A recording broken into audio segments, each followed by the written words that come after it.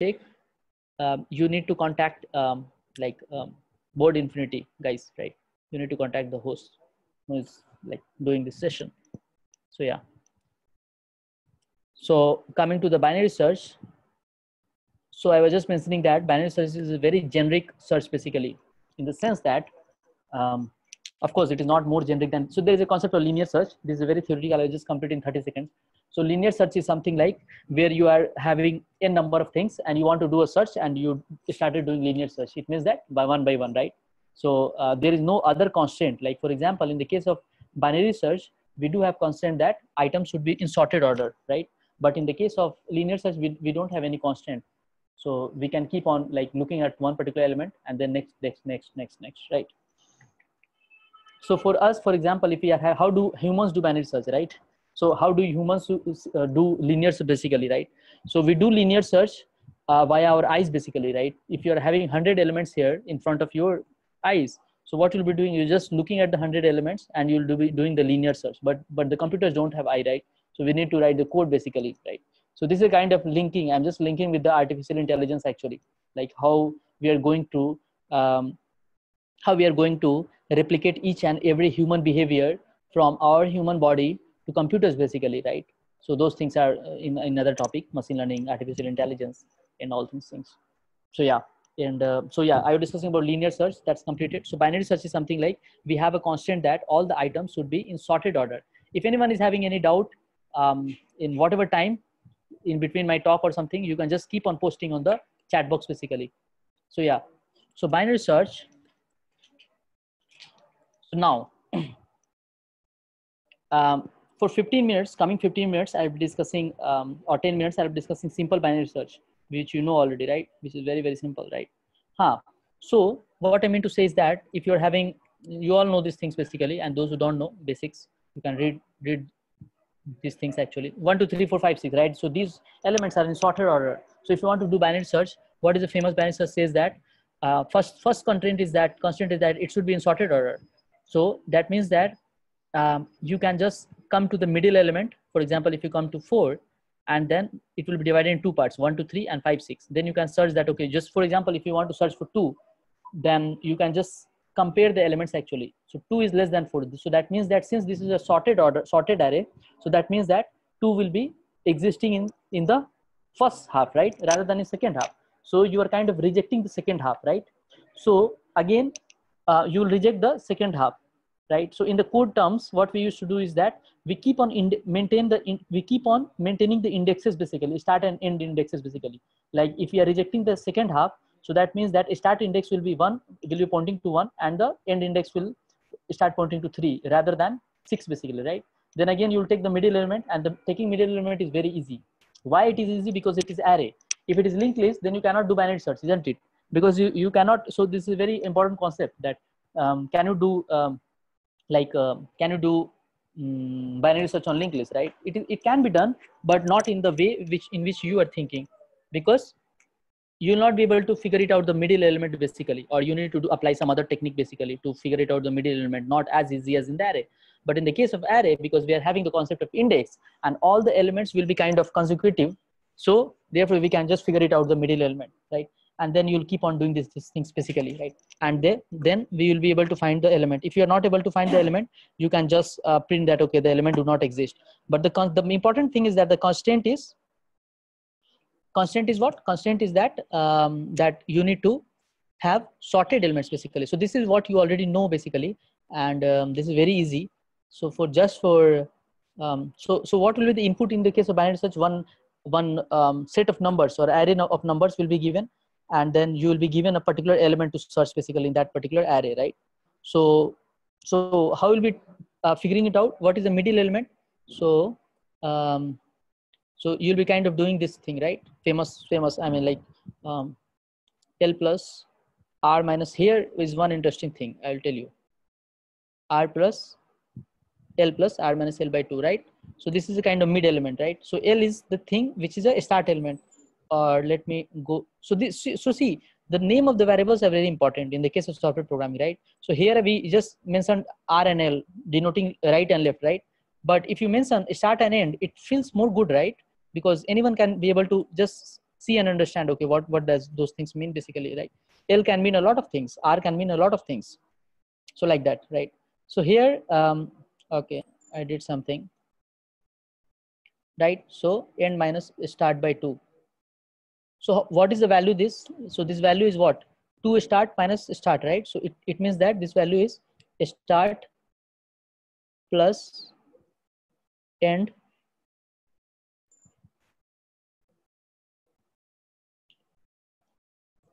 start plus end by 2, right? Ah.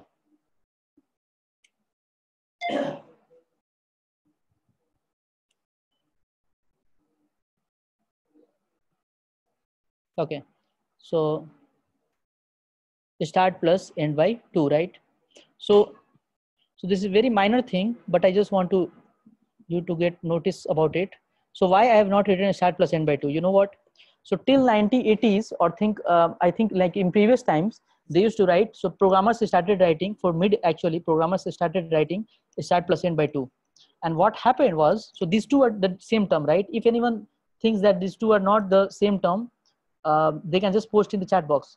Or so what I am trying to say is that, can anyone please figure it out? What is the difference between start plus end by 2 and start plus end by 2 and start plus end minus start by 2? What is the difference and which one is better? I just want all of you guys. Sometimes adding will result in out of. Yep, exactly. Yep, exactly. So you guys are already intelligent guys. So previous time software engineers used to write start plus end by 2, and you know what, like you guys know because you have studied from somewhere, or at least you can observe or something like that. But although this is a very silly thing, like programmers, they like after before I think 20 years or something like that, they didn't notice only, and lot of companies were having code written as start plus end by 2. And at some point of time what happened was, it started overflowing, right? Because start plus end can become like more than the integral range of values, right? So what is the range of integer? The range of integer is I think 10 to the power 9, right? So 10 to the power 9 values approximately can be in integer data type of C++ data structure, so C++ language, right? Or C language even. So the moment it will start overflowing, it will become troublesome, right? So therefore we used to write start plus end minus start by 2. So yeah, that is the reason. Now so yeah, so this is how like we will figure it out mid, and we'll kind of iterate a loop basically, and then or even you can just write a recursive version or something like that, right? And we can just keep it comparing basically. So what I mean to is that suppose the name of the array is ARR, and then we'll be comparing array mid is greater than array or start or not, right? If it is greater than array start, so what does it mean? Sorry, array mid is target basically, right? Yeah. So we'll compare it from target. First, we'll compare that whether it is equal or not. If it is equal, then it means that we got it, right? And we got the index. If it is not, then we'll kind of comparing from the target. If it is greater, so it means that, so what is the, for example, the mid element is, let us say, start is, let us say 0 and end is, let us say 5. So 5 by 2, right? So 2, right? So 0, 1, 2. So 3 is, let us say, middle element here in our case, right? And then we compared it from, let us say target is kind of 2 in our case, right? We took the example of that one. So since array mid, which is 3, is greater than 2, so that means that we can reject the second half. The answer will be in the case of first half only, right? So that means that we need to search now in the range of what? So start will become, now start will be start only. We need to just subtract the end value, right? So the end value will become mid minus 1, isn't it? Right? If array is if this is the case, else, so we have already checked for, if we have already checked for, I mean like whether array mid is target or not, equal to target or not. And if else part, then we can go for like then it will be, so then end part will not change, start part will change. Else, in else, basically what I meant to say is that start part will become what? Mid plus 1, right? And then we can just write a recursive solution or iterative solution, and then it will keep on going, right? Anyone present here who did not get it can just paste in the chat box. This is a very, very simple thing, but I just wanted, for the sake of like completing basics, I just wanted to iterate once more, right? Okay, okay. So everyone got it, like, so yeah. So now array question, if you are having this from this basic, okay, I'm just repeating for 1 more minute, the very basics basically. So what I'm trying to say is that if we are having array, first thing is that the constant should be constant means that one prerequisite should be that it should be sorted actually. If the elements are not in sorted array, you will not be able to apply binary search. Now I'm saying that you will just figure it out what is the middle element. So middle element will be start. So these are the indexes basically. So the value of start is 0 initially, and the value of end will be, sorry, the value of end will be 5 actually, right? Because the end index is, let us say, 5, right? So 0 plus 5 minus 0 divided by 2, that means 2 value, 2.5, that will like typecasted to 2 basically, because mid is an integer, right? So this is a kind of integer value, right?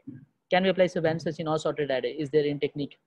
I'll just come to that question. So yeah, so what I'm trying to say is that, so yeah, mid element we have calculated. Now I was just mentioning that we should not write start plus end by 2. That is not a very good practice basically. That I explained then. And then I'm saying that you just compare it from the mid element. So here mid element is 3, right? Second index, 3 element. So we'll just compare from 3, and we want to find the target. So target is, in target is, let us say, 2, right? So what I'm explaining is that since array, so here one more case will be there. If array made a little bit,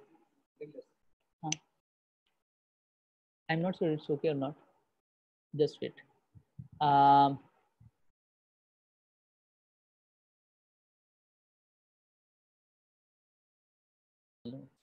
Yeah, sorry.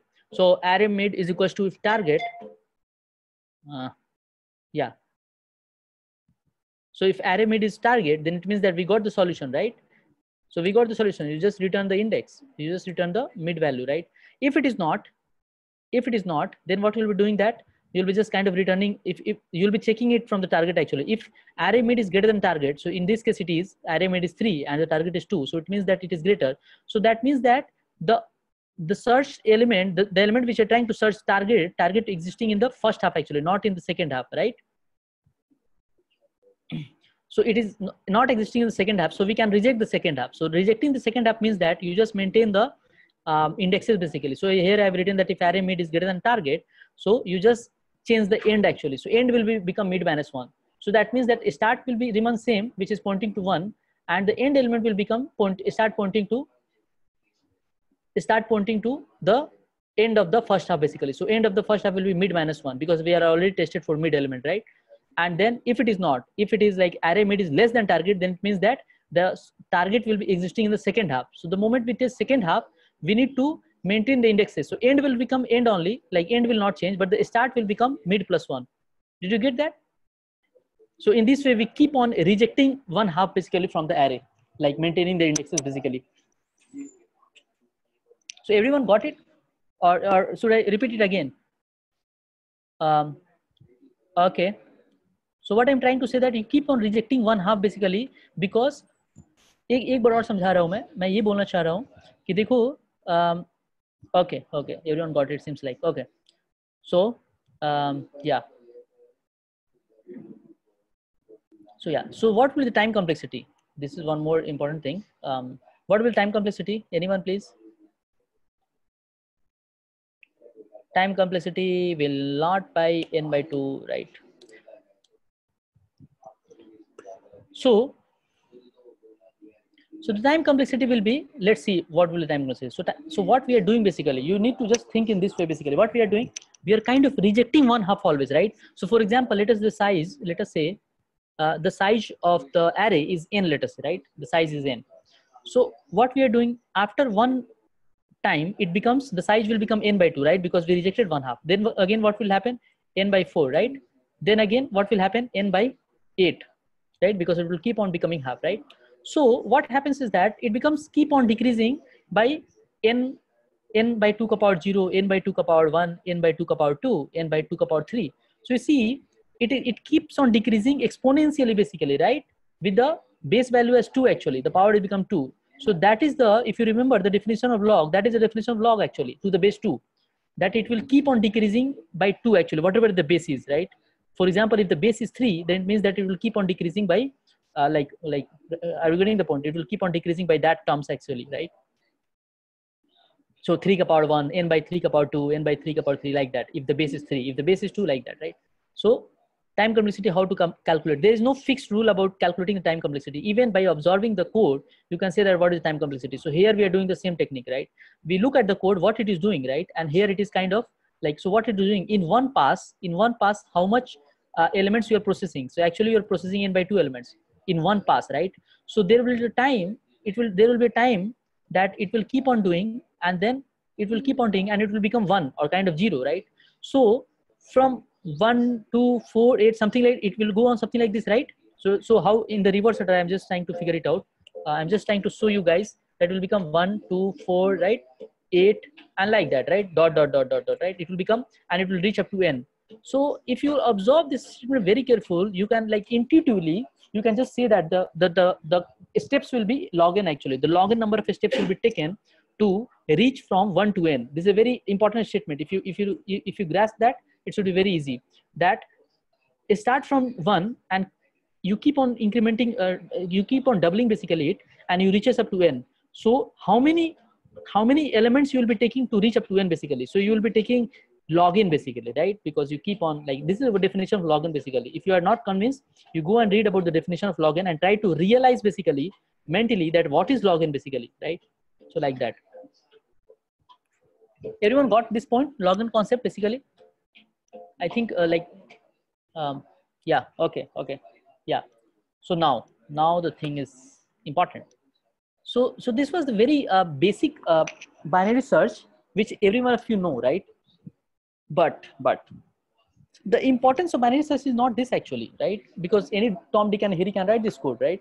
Like everyone should be able to write this code. So the difference is not this one actually. So in the case of competitive programming, what they do, they okay, so please listen carefully. What I'm trying to say now is that you can apply binary search everywhere where you get the sorted elements, right? But the question will not be coming.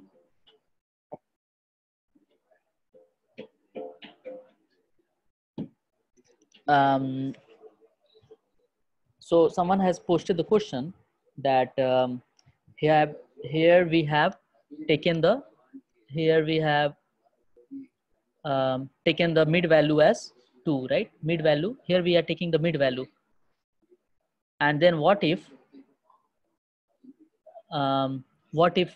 divide the parts, if we divide the 3 part, then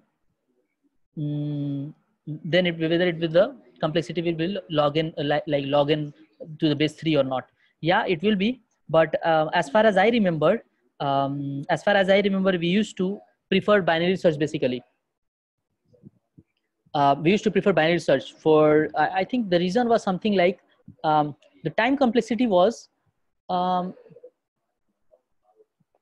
terms of time complexity only, as far as I remember, that it used to become some constant factor or something like that was there, which was kind of like constant factor was more actually. Yeah, I think yeah, you have written right only. The number of comparisons will increase in it. Yeah, true, Dhananjay, absolutely. So therefore, therefore we don't used to like go for ternary search basically, right? But yeah, but in general this was the case. So yeah, for that reason basically it was like, for some values it may be possible that the binary search is more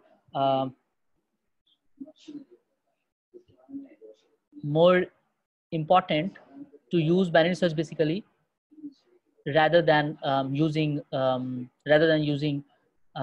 like ternary search. So yeah, please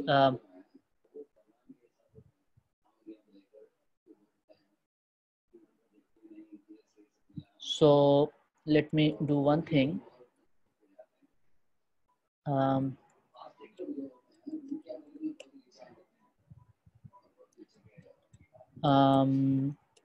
So yeah, so you did not complete it.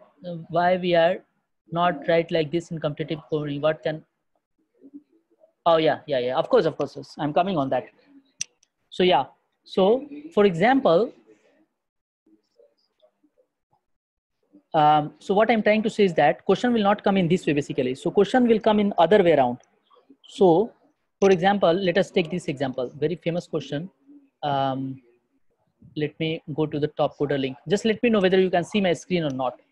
I'm just opening one top coder link basically, which was very important. Okay.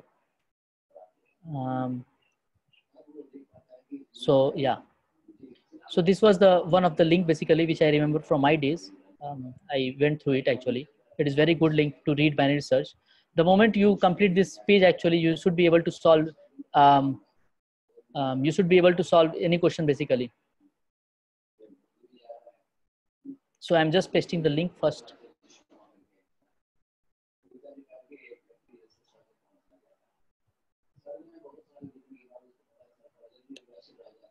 Shubham, asymptotic analysis is like we did it partially because it was not very much important from the competitive programming point of view, nor from interview point of view.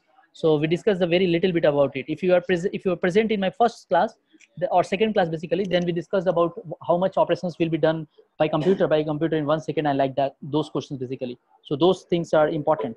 So yeah, we discussed it. If you are having any specific doubt or something like that, you can just ask me.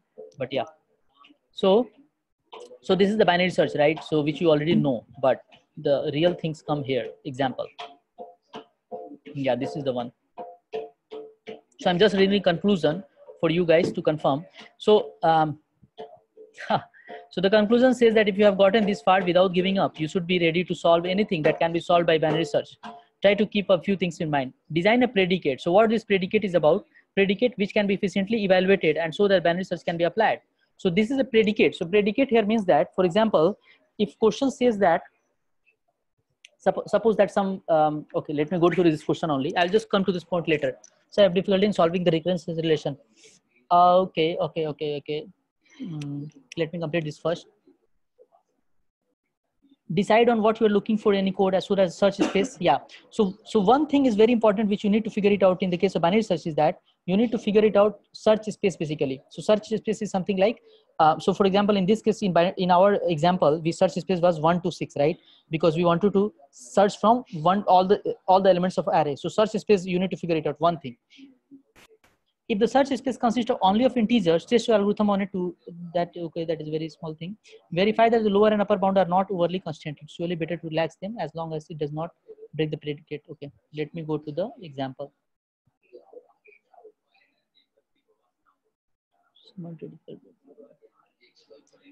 See, this is the question. Just this is the question. I'll just read these 2 lines.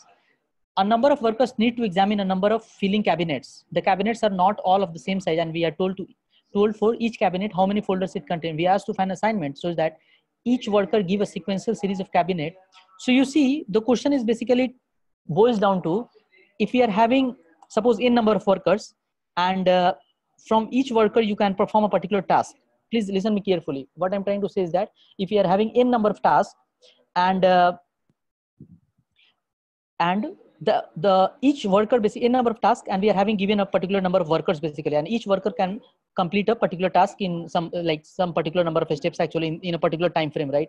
So we need to figure it out what will be the minimum time with the help of which you will be able to complete all the n tasks basically. So kind of these questions. So what I'm trying to emphasize it here, that if you get a question where you are very sure about the search space of the solution, so I'm just going to the reverse like re-engineering basically.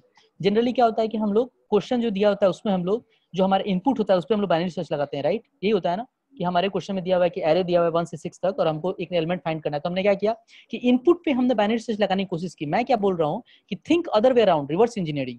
अगर आपको ये पता चल रहा है कि ये question कुछ भी है, इसका जो आंसर होगा वो 1 से 1 लाख के बीच में ही होगा. आप समझ रहे हो मैं क्या बोल रहा हूँ? मतलब इसका जो आंसर का डोमेन होगा वो हमको पता है, मतलब कि इसका आंसर जो है वो 1 से 10 लाख के बीच में कोई ना कोई वैल्यू होगा.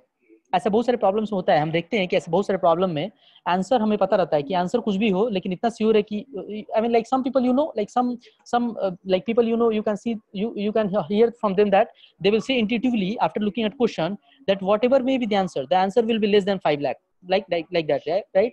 You should be having some experience about it कि क्वेश्चन को देखते मात्र अगर हम आंसर नहीं भी पता लगा पाए तो कभी कभी ऐसा होता है कि कोई लड़का बोल सकता है ऐसा कि आंसर कुछ भी हो लेकिन 10 लाख से नीचे ही होगा. Right? So I'm trying to, let me complete this one first. So I'm trying to tell you guys that rather than looking at to apply binary search on the search space provided in the input, try to think the binary search in terms of solution, like try to think binary search in the answer range basically. तो अगर हमको ये पता चल रहा है question को देखने के बाद इसका आंसर जो भी है 1 से 1 लाख के बीच में ही होगा, एडिशनली इसका आंसर इंटीजर वैल्यू ही होगा, मतलब या तो 1 हो या वैल्यू 10 हो या 50 हो या 100 हो या 10,000 हो या 1 लाख हो, लेकिन 1 से 10 लाख के बीच में ही होगा, इतना श्योर है। अगर ऐसा आपको प्रेडिकेट मिल जाए किसी क्वेश्चन को देखने के बाद तो आप क्या कर सकते हो क्या, हाँ एक और बात, अब देखो आपको ये भी अगर क्वेश्चन से आप मतलब कि क्वेश्चन में अगर ये पता चल रहा है, क्वेश्चन को देख के, अगर ये ऐसे बहुत सारे क्वेश्चन में होता है कि क्वेश्चन को देख के पता चलता है कि हमको एक पर्टिकुलर वैल्यू को टेस्ट करने में कितना समय लग रहा है। Are you getting my point?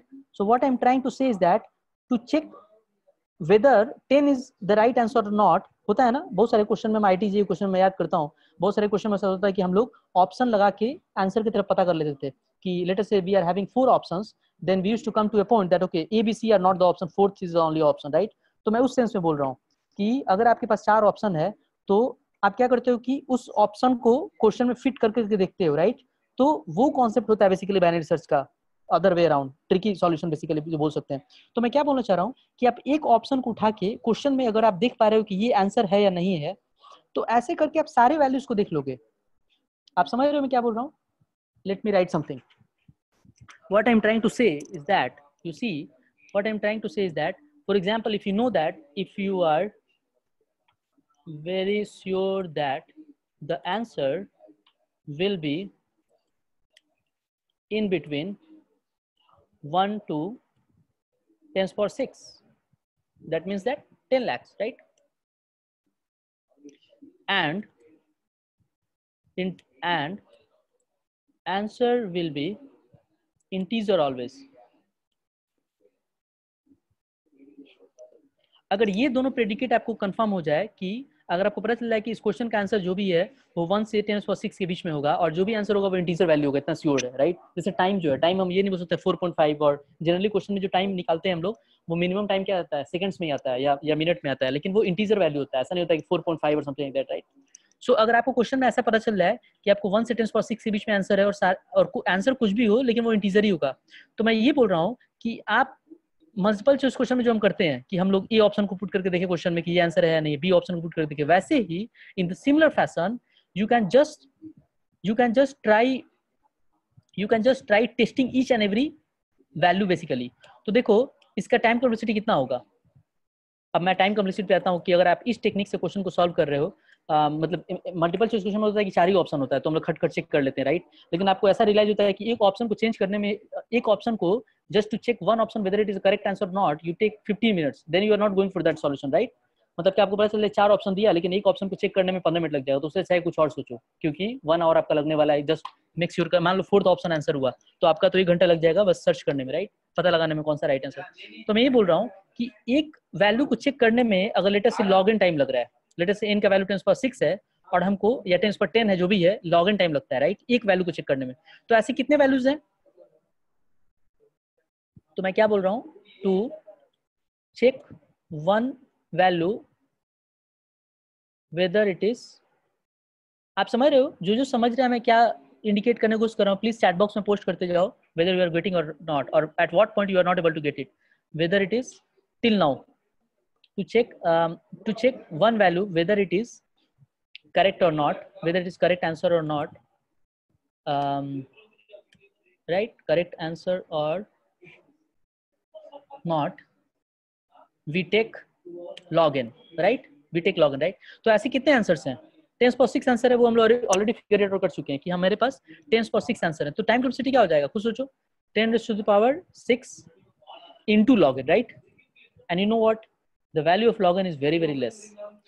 आप अज्यूम करो कि एक वैल्यू अगर 10⁻6 भी है तो उसका लॉगिन कितना हो जाएगा? बहुत कम हो जाएगा। आप देखो मैं दिखाता हूँ, 10⁻6 इंटू लॉगिन का वैल्यू कितना हुआ? 10⁻6 तो 10⁻6 ही रहेगा, लॉगिन कितना होगा? लेटेस्ट से कि n जो है वो ऑर्डर में है 10 इवन n ऑर्डर में है, लेटेस्ट से कि 10⁻8 लेटेस्ट से, राइट? तो कितना होगा इसका लॉगिन? आप लॉगिन कैलकुलेट करो, log to the base 2 10⁻8, right? So 8 इधर आ गया, log 10 का वैल्यू कितना होता है? 3.303 होता है, तो 8 इंटू 3 24 हुआ। So you just see even if the n is tends for 8, then also the log tends for 8 value, log 10 to the power 8 value is just approximately 24 operations. You see how like fast log n decreases a particular value, right? So because it is a like reverse of exponential. So 24 operations into 10 to the power 6. Now the time complexity is, किसी को भी नहीं समझ में आ रहा है कुछ भी तो please post in the chat box 10 to the power 6 into 24. सो कितना का ऑर्डर हो गया? 2 गुना 10 to the power 2 Guna 10 Guna 10 to the power 6, तो 2 गुना 10 to the power 7 के आसपास. तो आप समझ रहे हो मैं क्या बोलना चाह रहा हूँ? मैं बोलना चाह रहा हूँ कि लगभग 1 सेकंड में कैलकुलेट हो सकता है, 1 सेकंड में. तो देखो ये हुआ कि रिवर्स इंजीनियरिंग करना, ठीक है, रिवर्स इंजीनियरिंग करके क्वेश्चन को सॉल्व करना हुआ. आप खुद सोचो अगर आप इसको अगर ऐसे नहीं जाते, अगर हम रियल सॉल्यूशन से जाते तो लेटेस्ट से कि अब देखो क्या होता है, मतलब कि जैसे मेरे को क्वेश्चन बनाने के लिए बोला जाए कोर्स पे किसी कॉम्पिटिटिव प्रोग्रामिंग वेबसाइट पे, तो मैं ऐसा क्वेश्चन बनाऊंगा और क्या करूंगा कि एक ये तो रिवर्स इंजीनियरिंग हुआ, जो एक्चुअल सॉल्यूशन होगा उस एक्चुअल सॉल्यूशन को मैं ऐसा सेट करूंगा वेरिएबल्स बेसिकली वैल्यूज बेसिकली कि एक्चुअल सॉल्यूशन का टाइम कॉम्प्लेक्सिटी जो है ना वो 10 to the power 8 हो जाए या थोड़ा सा बस ज्यादा हो जाए और वो टाइम लिमिट एक्सीडेड हो जाएगा. मतलब you not be able to solve with the help of that solution in a particular time frame basically. So it is a trick actually used at many competitive programming websites I think, and it was a question in Google Code Jam also. It was very famous question in Google Code Jam. Not only Google Code Jam question, even in the Facebook Hackathon also this was a very important question. And this concept actually is like used at several times, like मतलब किसी न किसी round में आपको हो सकता है कि ऐसे क्वेश्चन दे दिए जाए. तो be careful about this technique actually. You can go by this approach also. So this is very very famous approach. I mean I love to ask this question in interviews basically कि what else you can think when I give this kind of question, right?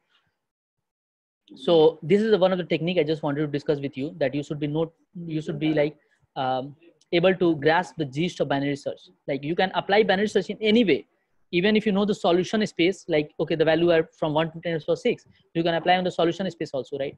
So you can go and read this example basically. This seems to be a little tough example, but yeah, I think some questions are there on Geeks also. 1-2 question so the questions interview question है basically copied from competitive programming question only.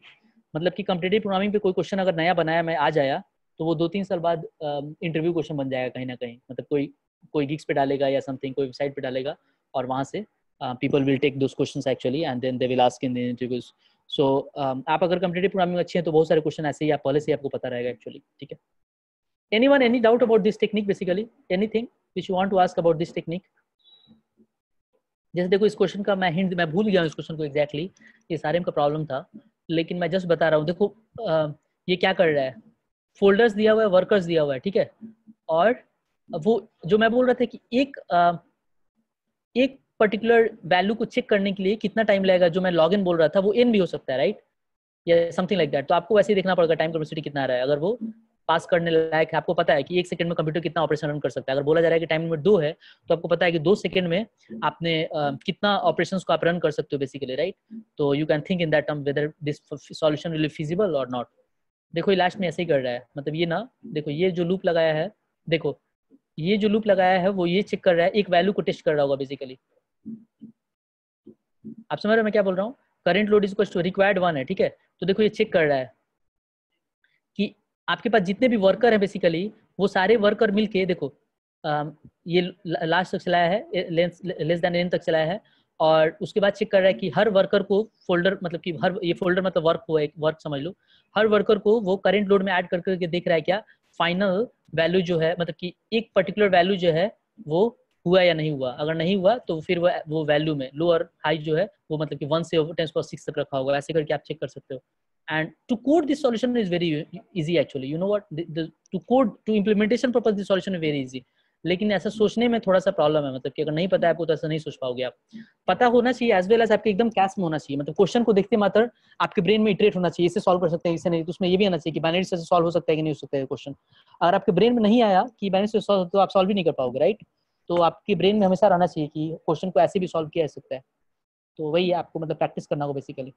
Okay, now if we have dynamic array, okay, so vector, let us say it is depend on user how many number he will enter.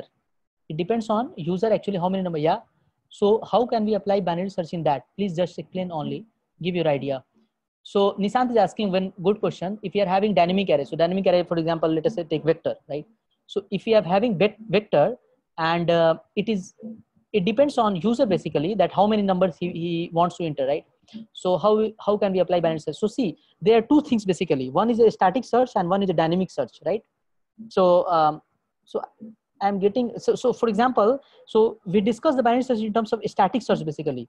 So what I mean to say is that you are having all the elements in one gasp actually. आप समझ रहे हो मैं क्या बोल रहा हूँ? मैं बोल रहा हूँ कि हम जो भी बाइनरी सर्च डिस्कस किए वो सब स्टैटिक सर्च था बेसिकली. मतलब कि आपको पहले से पता है कि इसमें 10 रेज़ टू द पावर मतलब 10⁻6 एलिमेंट्स हैं एरे में काइंड ऑफ, मतलब पहले से आपको इनपुट पता है बेसिकली, राइट? तो आप तो क्या कर रहे हो कि आपको चूंकि इनपुट पता है इसलिए बाइनरी सर्च लगा पा रहे हो, ठीक है? लेकिन आप जिस क्वेश्चन की तरफ हिंट दे रहे हो बेसिकली वो ये है कि आप बोल रहे हो कि let me read again. So you are saying something like कि ठीक है, मैं ये भी हो सकता है मैं कुछ ज़्यादा ही सोच रहा हूँ, ठीक है? तो मैं ये बोलना चाह रहा हूँ कि देखो वेक्टर पे अगर आप बाइनरी सर्च लगाना चाहते हो तो आप लगा सकते हो. मान लो कि आप अभी तक 5 एलिमेंट इंटर किए हो तो आपको वेक्टर का साइज पता है, राइट? तो you can just use this code only. Like vector भी इंडेक्स की तरह ही यूज होता है, मतलब अंदर जो है वो इंडेक्स की तरह ही यूज होगा. तो वेक्टर में भी कॉन्सेप्ट ला के आप यूज कर सकते हो, ठीक है? लेकिन अगर आपका क्वेश्चन कुछ और है, okay, Subham has commented that vector in HTML is implemented as a dynamic array. Yeah, of course.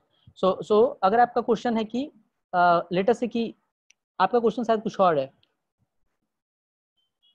Exactly. Yeah. I know. Okay. So आपका क्वेश्चन है कि आपका क्वेश्चन बेसिकली है कि हमारे पास लेटर से 5 एलिमेंट है. I know we can apply in static, right? But I'm asking at run time like dynamic. अगर आपके पास लेटर से कि 10 elements and then elements keep on adding basically, तो उस केस में एक्चुअली बाइनरी सर्च ऐसे नहीं लगा सकते हो बेसिकली, राइट? उस केस में आपको थोड़ा सा काइंड ऑफ चेंज करना पड़ेगा टेक्निक को, या उस केस में आप बाइनरी सर्च नहीं लगा पाओगे. तो देखो मैं क्या करूँगा, ऐसे केसेस में मैं क्या करूँगा कि अगर मान लो कि हमारे पास एलिमेंट आते जा रहा है, देखो hash, of course hash is a concept actually very famous concept. I believe that you already know about hash, that you can use hash basically in these type of questions. One thing is for sure, right? Because the moment you start getting a particular number actually, and you have hashed all the numbers basically, existing elements basically, so you can just keep apply hashing technique and you can see that okay whether this particular element exists or not. तो first thing मेरे brain में जो भी आ रहा है वो hash है basically, right? We can use the hash actually rather than going for the binary search actually. लेकिन हैश की भी अपनी लिमिटेशन है, फिर आपको चेनिंग वेनिंग में जाना होगा या फिर कुछ और टेक्निक यूज करना होगा अगर क्लासिंग कोलिजन वगैरह हो रहा है तो, ठीक है? लेकिन यह हैश इज वन थिंग. और मेरे को जहाँ तक याद आ रहा है इसका एक और सॉल्यूशन है. if you are having if the numbers are like generating dynamically in the dynamic manner in the array, then you can also do not the binary search, but some technique was there, but I'm not able to exactly remember what was that.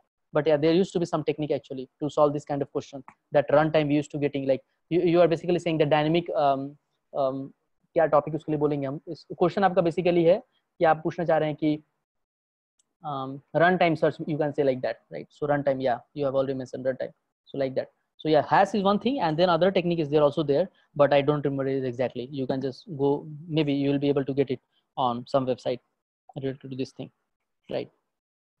So yeah, so any question till now about this technique basically?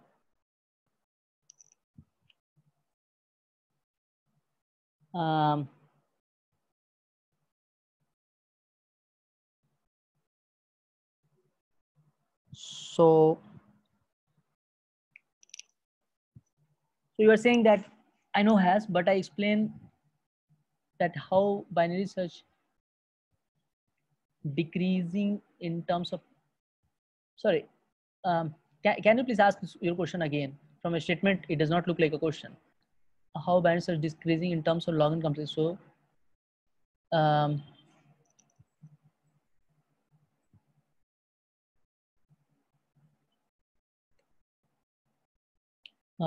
yeah, I posted Abhinav. So oh sorry, will I repeat it?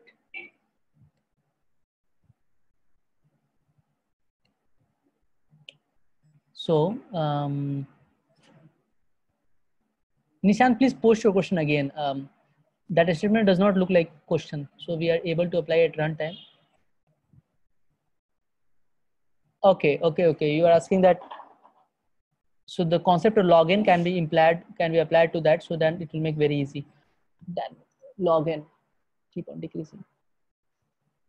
Maybe we can discuss offline, because I'm not able to grasp the exact question from that way, from that line. Anyway, so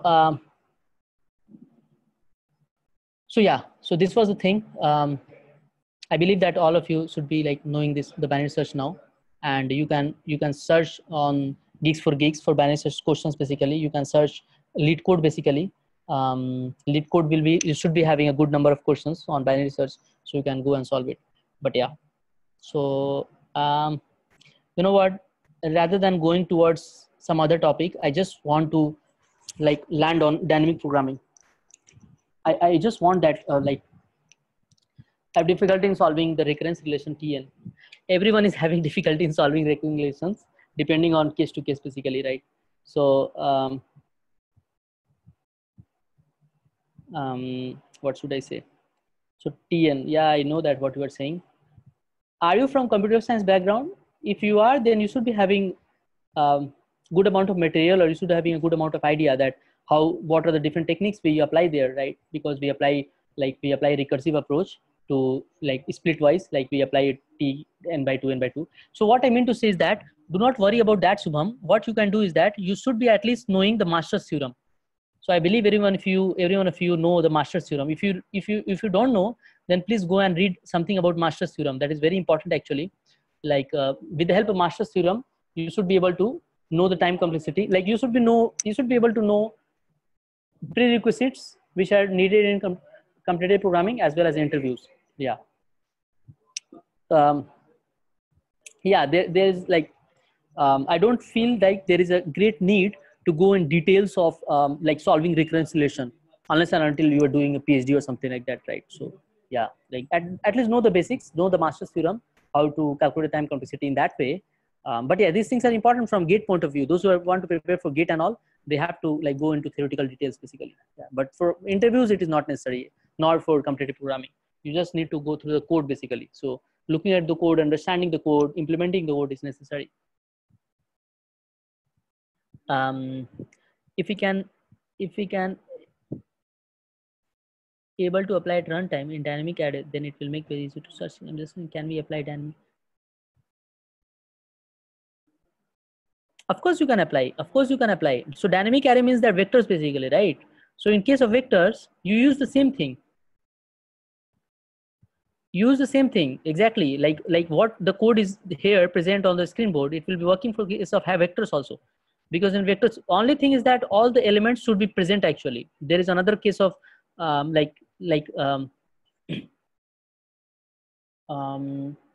so yeah, only thing is that you can all the elements should be present. All the elements are present in the vector, then you can apply the same question, same solution basically in the case of vectors also. That will not be different. And one of the important question I just wanted to share, because you asked this stuff, Nishant. For all of you guys, this is a very important interview question. Like there used to be some question in the binary search only where interviewer will tell you that, so here you see सारा का सारा जो game है वो start element और and index पे based है, right? तो अगर इंटरव्यूअर बोले कि हमको इंडेक्स नहीं यूज करना है, मतलब कि you don't know the end index, वो बोल सकता है कि डेटा इतने ज्यादा है कि आपको पता नहीं है कि एंड इंडेक्स क्या है बेसिकली। मतलब कि आप बोल सकता है कि डेटा 10 GB है, राइट? सो 10 GB हमारे रैम में आ ही नहीं सकता है, राइट? सेकेंडरी मेमोरी से लाना पड़ेगा या फिर समथिंग एल्स, राइट? तो you don't know the end element. So that was a very famous question, interview question actually, Amazon interview question only. तो उस केस में हम लोग क्या करते हैं कि एंड इंडेक्स अगर हमको पता नहीं है तो हम लोग स्टार्ट इंडेक्स को लेते हैं, ठीक है, और डबलिंग करते जाते हैं। मतलब कि 1 से 2 के बीच में चेक करेंगे, फिर जो इंडेक्स 2 मिला फिर 2 से डबल करो, 4 पे हुआ तो फिर 2 से 4 में चेक किए, फिर 4 से 8 में चेक किया, ऐसे करके फिर बढ़ाते चलेगा। तो ऐसे करके हम लोग मतलब with help of only the start index also you should be able to solve a binary search problem basically, अगर एलिमेंट सॉर्टेड है तो that was the question I remember. But apart from that you can apply in the vector, but only thing is that the elements should be in static. manner. Like it should not be that you don't have the element only till now, right? And then like the number of binary search operations should not be lot. If you're having all the elements at one time, then of course you can apply binary search in vector basically or dynamic array. Yeah. So you know what I was trying to say is that for all of you, from my intelligence, it will be good actually that if we land up to dynamic programming problem rather than discussing like any silly things basically, because you can go through the silly things. Additionally, questions will not ask much from these topics basically. They will be asked only from array, mostly like 90% questions will be from array, trees, or dynamic programming, and some advanced data structure like segment tree. Someone has mentioned. I would love to like use the segment tree, like to teach segment tree, because I mean like I use segment tree and it saved my life basically in one of programming competitions. So yeah, we'll be discussing segment tree for sure, I promise. But yeah, apart from that, we will just land up to dynamic programming because like I want you guys to practice for dynamic programming as much as you can.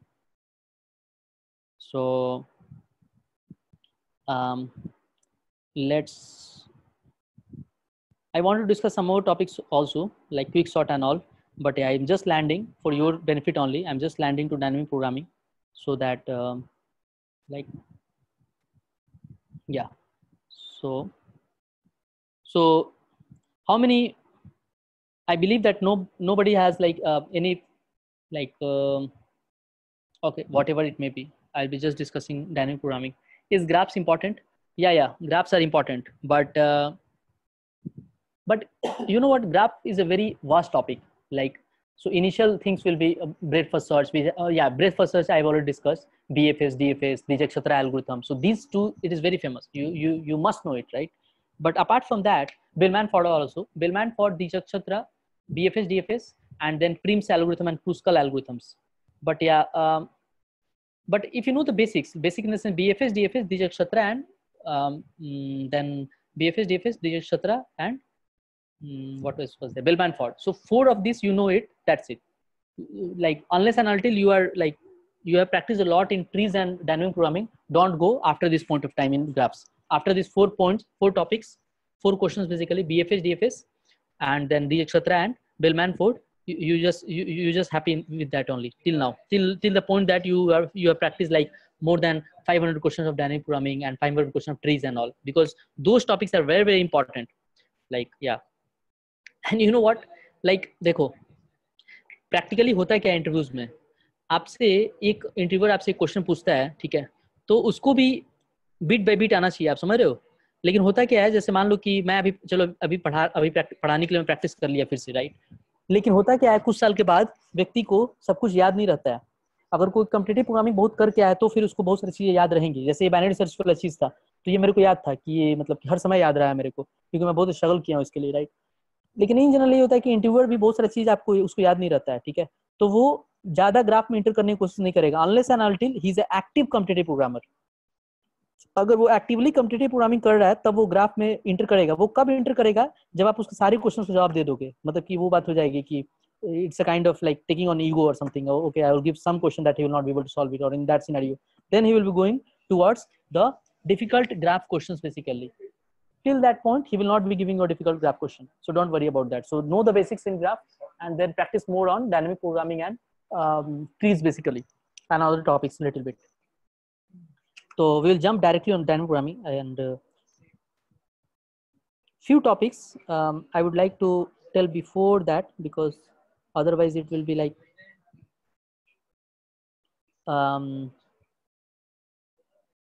few topics in the sense dynamic programming में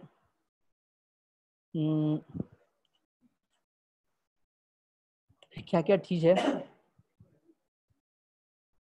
ठीक है। DP discuss करते हैं। Dynamic programming, the most important topic in data structure algorithm. हाँ, one more thing. सो अगर आप ACM ICPC की बात करोगे तो एसीएम आईसीपीसी में अगर 10 क्वेश्चन आता है या 8 क्वेश्चन आता है, एसीएम आईसीपीसी रीजनल्स की बात कर रहा हूँ मैं। जैसे मैं कोलकाता रीजनल पे गया था और अमृतपुरी रीजनल में क्वालिफाई किया था, तो उसमें अगर 10 क्वेश्चन है ना तो 4 क्वेश्चन डीपी से ही रहेगा। तो आप समझ सकते हो इंपॉर्टेंस डायनेमिक प्रोग्रामिंग का, ठीक है, कि 10 क्वेश्चन मतलब kind of 40% question are from dynamic programming only. So तो इसीलिए डायनेमिक प्रोग्रामिंग जानना बहुत इंपॉर्टेंट है।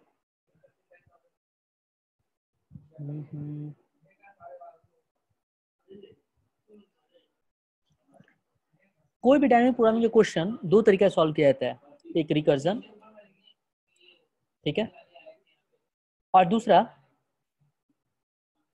टैबुलर फॉर्मेट, टैबुलर सॉल्यूशन, ठीक है। हम एक एग्जांपल लेंगे आपको दिखाने के लिए, ठीक है, कि कैसे डायनेमिक प्रोग्रामिंग प्रॉब्लम को हम दोनों वे से सॉल्व कर सकते हैं, ठीक है। रिकर्जन में ये दो मेन तरीका है, रिकर्जन और टैबुलर सॉल्यूशन।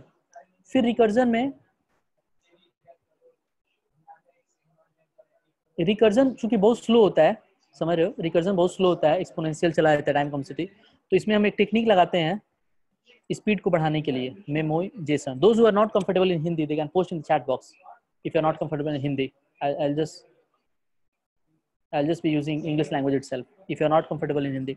Recursion में हम एक प्रोसेस लगाते हैं मेमोइजेशन, जो कि बहुत फेमस है, everyone should know it actually, this is a very very important process। और एक और बात है, आप एक बार डीपी का कॉन्सेप्ट समझ जाओगे ना, तो फिर आप कुछ ना कुछ सॉल्यूशन लिख ही दोगे, मतलब कि कुछ ना कुछ तो कर ही दोगे डायनेमिक प्रोग्रामिंग। रिकर्जन पे मास्टरी करना है बेसिकली, ठीक है। Okay people want me to continue in Hindi only. So tabular solution को हम लोग बॉटम अप अप्रोच बोलते हैं। मैं अभी डिस्कस करूंगा क्यों उसको बॉटम अप बोला जाता है। मेमोइजेशन को हम लोग टॉप अप अप्रोच बोलते हैं रिकर्जन के, ठीक है, top down approach, bottom approach, ठीक है। सो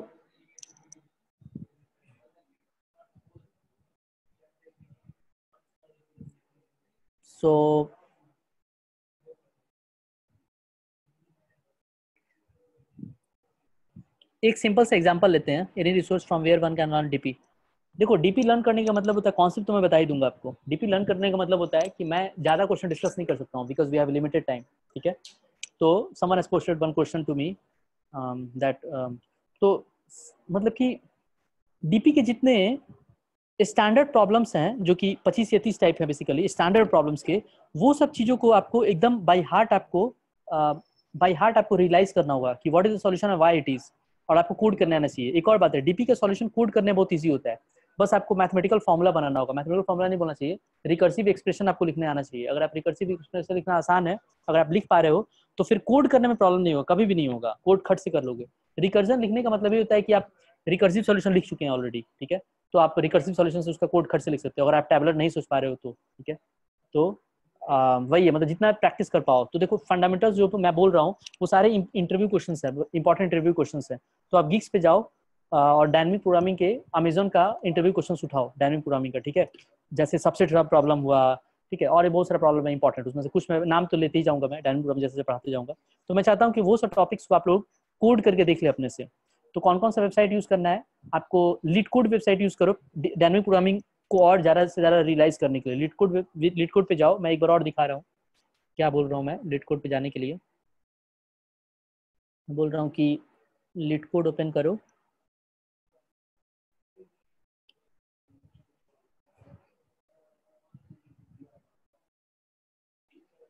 ठीक है, और दो यस, हाँ,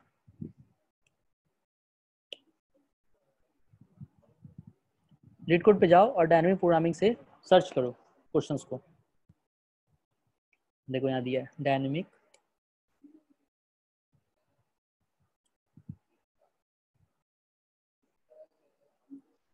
ठीक है, टैग सर्च करते हैं, देखो डायनेमिक प्रोग्रामिंग। तो इतने सारे क्वेश्चन दिए हुए हैं डायनेमिक प्रोग्रामिंग के, ठीक है, लॉन्गेस्ट पैलिंड्रोमिक सब स्ट्रिंग, ये सब फेमस क्वेश्चन है। हार्ड प्रॉब्लम को छोड़ सकते हो अभी, पहले सबसे पहले क्या करो कि इजी प्रॉब्लम को सॉल्व करना चालू करो, ठीक है। जब आप इजी प्रॉब्लम्स को अच्छा खासा सॉल्व कर लो, 15-20 क्वेश्चन को, climbing stairs is a very famous question है, ये बहुत ईजी है। मतलब कि ये अब डायनेमिक प्रोग्रामिंग में स्टेट्स आते हैं बेसिकली, मतलब कि जैसे फॉर्मूला आप लिखे F X is equal to, मैं क्या बोलना चाह रहा हूँ, F X is equal to मान लो कुछ एक्स और वाई के टर्म में लिखोगे, राइट। एक फंक्शन है मान लो मैथमेटिक्स में एफ एक्स वाई, मतलब कि एक ऐसा फंक्शन एफ है जिसमें एक्स और वाई पैरामीटर है बेसिकली उस फंक्शन के, ठीक है। तो मैं बोलना चाह रहा हूँ कि एक्स और वाई पैरामीटर है, तो अगर एक पैरामीटर केवल एक्स है तो यानी कि वो वन एरे डीपी हुआ, मतलब वन डायमेंशनल डीपी हुआ बेसिकली, ठीक है। अगर दो पैरामीटर आ रहे हैं रिकर्जन में तो टू डायमेंशनल डीपी हुआ। तो ये सब जो बहुत इजी है ना, तो ये सब 1 डायमेंशनल डीपी होना चाहिए या मैक्सिमम 2 डायमेंशनल, ठीक है। ये सबको सॉल्व करो, इजी वाले को एटलीस्ट सॉल्व करो, ठीक है। बहुत सारे क्वेश्चन होंगे, देखो कितने क्वेश्चन है, बहुत सारे क्वेश्चन दिए हुए, ठीक है। तो एटलीस्ट इजी को अगर सारा सॉल्व कर लिए, लेटेस्ट से कि सॉर्ट करते हैं, ठीक है। देखो इतने सारे तो इजी प्रॉब्लम है, ठीक है। तो ये सारे इजी को सॉल्व करो, मीडियम को सॉल्व करो, तो आपको जितना ज़्यादा टाइम आपके पास है, अगर आपके पास एकदम टाइम नहीं है तो क्या करो, इंटरव्यू के इंपॉर्टेंट डायनामिक प्रोग्रामिंग प्रॉब्लम्स को जाके देख लो, सॉल्व कर लो, समझ लो अच्छे से। अगर आपके पास ज़्यादा टाइम है तो इस पे प्रैक्टिस करते जाओ लीड कोड बेसिकली, ताकि आप डायनामिक प्रोग्रामिंग बहुत स्ट्रांग होते जाओ। मतलब ऐसा कर लो ना कि मतलब आपको कुछ और आए या ना आए, लेकिन अगर डायनामिक प्रोग्रामिंग का प्रॉब्लम दिया जाए तो आप बना ही लोगे। अगर ऐसे स्टेट पे पहुंच जा रहे हो तो समझ लेना कॉम्पिटिटिव प्रोग्रामिंग बहुत आगे बढ़ जाओगे। मतलब होता है क्या जनरली, जिसको पता नहीं रहता है वो सारे टॉपिक मास्टरी कर लेता है और डायनामिक प्रोग्रामिंग छोड़ देता है, क्योंकि डायनामिक प्रोग्रामिंग सबसे टफ है, ठीक है। और छोड़ देता है, और कॉम्पिटिटिव प्रोग्रामिंग में इसी का इंपॉर्टेंस है। शुरू में इजी क्वेश्चंस रहेंगे, those everyone will be able to solve it. Deciding factor दो ही होगा, डायनामिक प्रोग्रामिंग, ट्रीज, ग्राफ। तो डायनामिक प्रोग्रामिंग स्पेशली ग्राफ का क्वेश्चन इवन बहुत सारा डायनामिक प्रोग्रामिंग सॉल्व हो सकता है, ठीक है। तो इस पे आपको मास्टरी है। अगर आप कॉम्पिटिटिव प्रोग्रामिंग में वर्ल्ड में अच्छा करना चाहते हो, ठीक है, वर्ल्ड लेवल पे, तो आपको डायनामिक प्रोग्रामिंग में मास्टर हासिल करना होगा। यही तरीका, there is no other way. और जो इंटरव्यू बेसिक से हैं, इंटरव्यू पर्पस से हैं यहाँ पे, वो लोग गिग्स फॉर गिग्स वेबसाइट या लीड कोड पे फेमस क्वेश्चन फिगर आउट कर लो, या इंटरव्यू बिट बहुत फेमस वेबसाइट है, तो उस पे जाके आप डायनामिक प्रोग्रामिंग का क्वेश्चन प्रैक्टिस करने सॉल्व कर कोशिश करो। अगर वहां पे आपको लग रहा है कि टफ क्वेश्चन है, I am not able to practise it, तो तो बेसिक्स ये सब क्वेश्चन बनाओ कुछ कुछ, ताकि कॉन्फिडेंस लेवल बिल्डअप हो, और उसके बाद फिर से जाओ, फिर से उस पे जाओ बेसिकली, मतलब कि फिर से उसके बाद जाके सॉल्व करने को करो इंटरव्यू पे, या इंटरव्यू या गिग्स फॉर गिग्स पे फेमस क्वेश्चंस। लेकिन जिन पास टाइम है, I recommend that you please come and this platform and try to solve as much questions as possible. This is the gist of competitive programming, that's it, ठीक है। तो मैं बता रहा था कि दो तरीका होता है, टॉप डाउन अप्रोच और रिकर्सिव सॉल्यूशन, और उसमें मेमोराइजेशन भी करते हैं। एज ऑलवेज रिकर्जन में स्टैक यूज होता है, हम रिकर्सिव कोड लिखते हैं लेकिन अंदर वो स्टैक यूज करता है, ठीक है। और टैबुलर सॉल्यूशन में हम एरे यूज करते हैं स्पेसिफिकली, तो स्टैक वगैरह नहीं आता है, हमारा खुद का मेमोरी होता है, ठीक है। सो एक सिंपल सा डिस्कस करते हैं to make you just understand that what is dynamic programming, ठीक है। तो you already know about this factorial let us say, factorial let us say, ठीक है, फैक्टोरियल का, ठीक है। तो फैक्टोरियल का फंक्शन क्या होता है? n फैक्टोरियल, जो मैं बोल रहा हूँ n factorial is equal to, मैं बोल रहा था ना कि आपको बस मैथमेटिकल फॉर्मूला लिखना होगा। मैथमेटिकल फॉर्मूला लिखने के बाद बहुत इजी हो जाएगा डायनामिक प्रोग्रामिंग का सॉल्यूशन कोड करना, ठीक है, ठीक है ना। तो ये मैथमेटिकल फॉर्मूला है, n factorial is equal to n into F N minus one. इसी चीज को आप ऐसे भी लिख सकते हो, f, या फैक्ट फंक्शन का नाम ले लो, ठीक है, n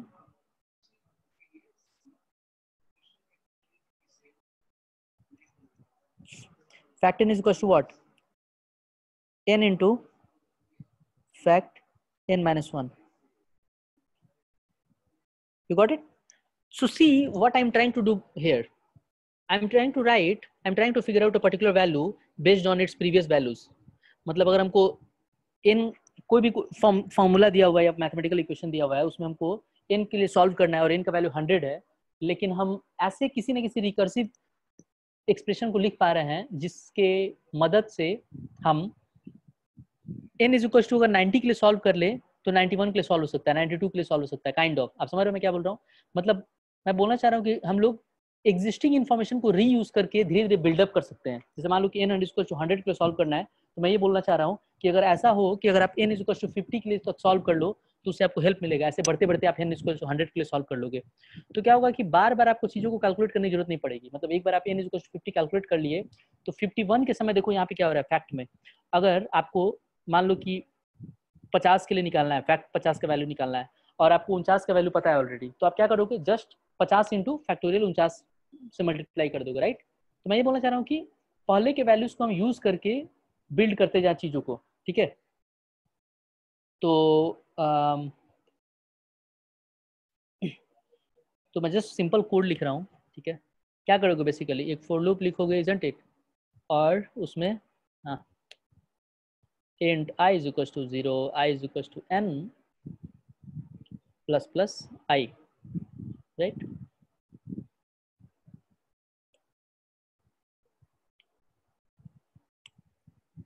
और लेट अस से कि एक डीपी यहाँ पे डिक्लेयर किए हुए हैं हम लोग। तो देखो ये मैथमेटिकल फॉर्मूला हुआ, इसको हम लोग जब लिखने की बारी आएगी तो इसको हम लोग किस में लिखेंगे,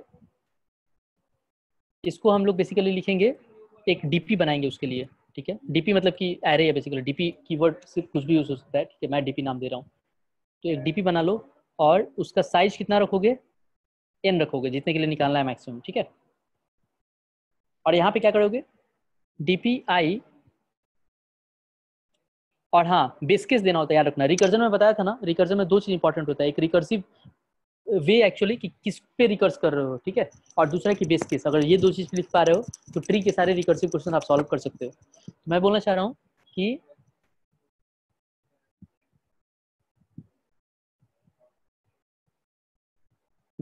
मैं ये बोलना चाह रहा हूँ कि बेस केस आपको लिखना होगा। तो देखो डीपी 0 का वैल्यू कितना होगा, डीपी एक्चुअली मत लिखो, चलो फैक्ट लिखो, आपको ज्यादा फील आएगा, ठीक है। फैक्ट n ले लिए हम, और फैक्ट हम बोल रहे हैं 0 का वैल्यू कितना होगा, मैनुअली पता है आपको 1 होगा। 0 फैक्टोरियल कितना होता है, 1 होता है, ठीक है। वैसे ही फैक्ट आपको 1 का वैल्यू पता है, राइट। 1 फैक्टोरियल कितना होता है, 1। ये हो गया, बेस केस लिख दिए। अब देखो डीपी अगर आपको आई लिखना है, can't we take inbuilt function? Someone asked me question that can't we take inbuilt function? Of course we can take inbuilt function, but what I'm trying to say is that we are studying dynamic programming, not the inbuilt function chapter, right? So of course I'll be, you can use, but yeah, factorial you can use, of course. So dpi is equals to dpi. Okay, so here it is started from 0. So let me start it from 1 because we have already declared for 1, right? So it will start from 1 and it will reach up to n minus 1. But we want the value of n, right? So here I will just keep in case n plus 1. Here it will be up to n, and then here it will be I minus 1, and then into I, right? So what in the first loop what will happen? dp1 is equals to dp 0, 1 minus 1 0, which is 1 actually, into 1. So dp1 will be 1, dp2 will be dp1 into 2, right? So 2, like that, right? So we'll be able to like calculate the whole dp from whole factorial, right? So see, this is a very easy problem. Like this is like not even ABCD of dynamic programming. So what I'm trying to say is that the recursive function, the recursive expression, which I was explaining to you that is very important, is that fact n is equals to n into fact n minus 1. So the moment you get a dynamic programming problem, you have to think something like this. This is the gist of the dynamic programming. You have to think some equation, like this is an expression, right? This is an equation. So you have to think some equation like this, where with the help of previous values, you can keep on calculating the next values, right? So yeah, this is a very simple explanation. Now, now see, I will write a recursive solution for this only. So if you're not able to think it enough, so this was the bottom up approach. So why I'm calling bottom up, you see what values will be calculated first. It is calculating for 1, 2, 3, right? So it is coming from bottom 1, 2, 3 up to reaching, let us say we want to calculate for 100. So it will then come to 1, 2, 3, 4, 5 and then order up to 100, right? So it is calculated from bottom. So therefore it is known as bottom up approach, which is tabular solution, right? Now I'll be writing a solution which will be the recursive solution. So let me write the recursive solution for this. So I'll write first simple recursive solution. Let us, the name of the function is fact, and it takes a value as n, which we need to calculate it. So what I mentioned to you, so see the base cases actually which we'll write in recursion now is exactly same as these base cases. So these are also the base cases. You have written the base cases. I mean, like you have defined the initial values for the mathematical expression. So like that also we will define a base case here in the case of recursion. So in the case of tabular solution, we define the base cases above the main actual loop, right? But in the case of recursion, we define the base case as, so if n is equals to 0, then what will the value? Return what? 1, right? Because factorial 0 is 1, right? If n is like that, you can write some basis basically. N is equals to 1, then return what? 1, right? That's it. And then so you can just write the mathematical equation, which is line present on line number 54, fact n is equals to n into fact n minus 1, exactly this, like this only. Return what? Return n into fact n minus 1. Now you see the gist. हो क्या रहा है, देखो आपने जो mathematical expression बनाया वो वैसे के वैसे ही लिख दिया आपने, मतलब कि रिटर्न करो n into fact n minus 1. तो रिकर्जन में हुआ क्या, मान लो कि आपने n इज 5 के लिए कॉल किया है, तो ये दोनों इफ कंडीशन ट्रू नहीं होगा, राइट? तो ये नीचे आएगा, और 5 इंटू 4, मतलब कि देखो ये क्या होगा.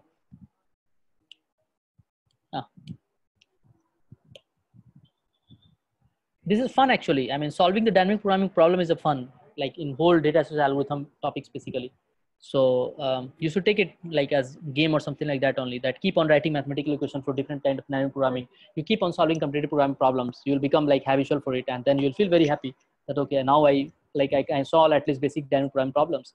And this is topic from which like people like it starts going away, like they feel like okay, dynamic programming is like I know it. Some people solve 5-10 questions and they think that I know dynamic programming now, but that is not the case at all. Even if you solve 100 or 1000 questions dynamic programming, then also it is not necessary that you are able to solve a new dynamic programming problem, because it depends on the mathematical formula, this expression, recursive expression, whether you are able to write it or not. If you are able to write this expression, done, that's it, done, the complete question is done now. So what I'm trying to say, it will be calling 5 into fact 4, right? 5 में से गया 4. अब ये क्या होगा, ये फिर fact 4 को कॉल करेगा. आप समझ रहे हो? फैक्ट 4 क्या होगा, दोनों इफ कंडीशन फेल हो गया तो फिर इंटू 4 इंटू फैक्ट 3 को कॉल करेगा. ऐसे करते करते मतलब क्या होगा, फिर 5 इंटू लास्ट में एक ऐसा पॉइंट पहुंचेगा, 5 into 4 into 3 into 2 into fact 1, right? और जैसे ही फैक्ट 1 पे पहुंचेगा वो फैक्ट 1 रिटर्न कर देगा, रिटर्न 1, राइट? तो फैक्ट 1 का वैल्यू 1 आ जाएगा, तो यानी कि ये पूरा का पूरा मल्टीप्लाई होगा और उसको रिटर्न कर देगा. Anybody who did not get this very simple problem of dynamic programming, both the way recursive and tabular, I just want to discuss some good question actually. Anyone who did not get this? Okay, seems like everyone got it. Yeah, this is very simple. I like it should not be the case that you are not getting this. 5 4 3 2 1, right? So it will be calculated and get returned. But you know what? You see, every time a different function call will be there. So function call कैसे implement होता है computer के अंदर, programming के अंदर? Function call जब भी हम करते हैं तो वही कंप्यूटर क्या करता है, एक नया स्टैक उठाता है और उस स्टैक में एक पर्टिकुलर फंक्शन को, जैसे मैं लिखा था ना 5 इंटू फैक्ट 4, तो वो क्या किया एक्चुअली, एक दूसरा स्टैक बनाया इसी कोड का और उसमें फैक्ट 4 को कॉल करेगा. फिर फैक्ट 4 जो है फैक्ट 3 को कॉल कर रहा है, राइट? तो एक और स्टैक बनेगा और उसमें फैक्ट 3 कॉल होगा. ऐसे कर करके सोचो 5 बार स्टैक नया बनेगा, राइट? तो मेमोरी के एंगल से एक्चुअली ये थोड़ा सा हेवी है, मतलब मेमोरी ज्यादा लग रहा है इसमें, ठीक है? जबकि टैबुलर अप्रोच में स्टैक के जगह पे जस्ट हमको एक एरे यूज करना है, ठीक है? तो मतलब आप बोल सकते हो कि इम्प्लिसिटली अगर आप रिकर्सर लिख रहे हो तो कंपाइलर जो है इम्प्लिसिट मतलब कि करेगा उस काम को, मतलब कि वो इम्प्लिसिटली इटरेटिव बनाने की कोशिश करेगा, राइट? स्टैक की हेल्प से. और अगर आप डायरेक्टली लिख दे रहे हो bottom up approach tabular form, तो फिर कंप्यूटर अंदर से इम्प्लिसिट कुछ नहीं करेगा, वही सॉल्यूशन एग्जीक्यूट होगा.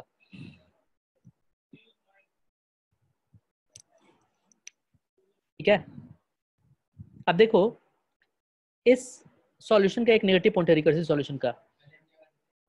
अब देखो अगर मान लो कि आपको फैक्टोरियल 5 का वैल्यू कैलकुलेट करना है तो इस फंक्शन को कॉल करोगे, टाइम कॉम्प्लेक्सिटी. हाँ, एक और बात, इस सॉल्यूशन का टाइम कॉम्प्लेक्सिटी क्या है? Anyone please post in the chat box. Come on fast, this is very simple. What is the time complexity of this particular solution, recursive solution, and what is the time complexity of the iterative solution? Please right in the chat box.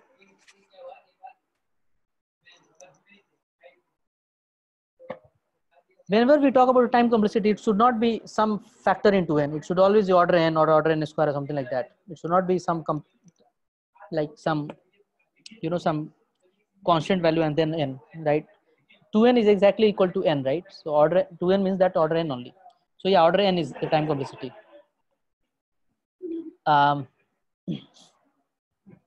So see, it's n for one time. Now see this recursive solution, if you want to calculate factorial for let us say 100 values, then what will be time complexity?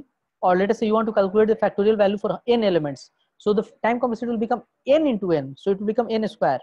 but it will not be the case with the tabular approach, right? Why? Because in the tabular approach, you see, you are kind of saving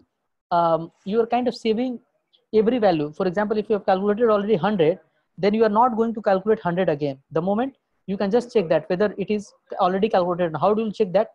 You see, हम क्या करते हैं actually make sure करने के लिए कि हम already calculate किए हैं या नहीं किए हैं. I am talking about this solution which I have highlighted the tabular approach. हम क्या करते हैं कि डीपी का जो इनिशियल वैल्यू होगा ना, ये वाला वैल्यू, ओ सॉरी मैं डीपी लिख रहा हूँ ना, यहाँ पे फैक्ट लिखो. तो मैं ये बोलना चाह रहा हूँ कि ये फैक्ट जो एरे है, इस फैक्ट वैल्यू का इनिशियल वैल्यू जो होगा ना, और मैंने यहाँ पे n+1 लिखना चाह रहा था, ये सारे वैल्यूज को हम लोग -1 से इनिशियलाइज कर देंगे. ध्यान सुनना मैं क्या बोल रहा हूँ, बहुत इजी है वैसे, आपको पता होगा, लेकिन फिर भी मैं बोल रहा हूँ कि फैक्ट एरे को कि सारे वैल्यूज को हम लोग -1 से इनिशियलाइज कर देंगे. मतलब कि आप इस कोड को एग्जीक्यूट करने के पहले जैसे हम फैक्ट डिक्लेयर किए वैसे ही सारा वैल्यू जो है -1 हो गया. तो अगर आपको फैक्ट 100 पता करना है तो you just figure it out whether fact 100 is -1 और नॉट. अगर -1 वैल्यू है तो इसका मतलब है कि अभी तक कैलकुलेट नहीं हुआ है. अगर -1 नहीं है तो इसका मतलब है कैलकुलेट कर चुके हो, राइट? तो ऐसे करके हम लोग फिगर आउट. बूलियन वाला कॉन्सेप्ट याद करो, जब मैं बीएफएस पढ़ा रहा था उसमें बोल रहा था एक विजिटेड एरे रखूंगा और उस विजिटेड एरे को मतलब कि ट्रू करते जाऊंगा, जैसे जैसे विजिट कर लेंगे वैसे ही है कि सारे को फॉल्स कर दो या -1 कर दो और लास्ट में चेक कर लो कि -1 है नहीं. अगर -1 है तो इसका मतलब है कैलकुलेट करना होगा, राइट? अगर -1 नहीं है तो यानी जो क्या, देखो मैं क्या बोल रहा हूँ बेसिकली, मैं बोल रहा हूँ इफ लेट अस से कि हमको फैक्ट 100 कैलकुलेट करना है, ठीक है? तो हमने चेक करेंगे if fact 100 is not equal to -1. अगर -1 के बराबर नहीं है तो इसका मतलब क्या है कि हम ऑलरेडी कैलकुलेट कर चुके हैं, तो फिर से कैलकुलेट करने की जरूरत नहीं है, हम यहीं से रिटर्न कर देंगे फैक्ट 100, इजंट इट?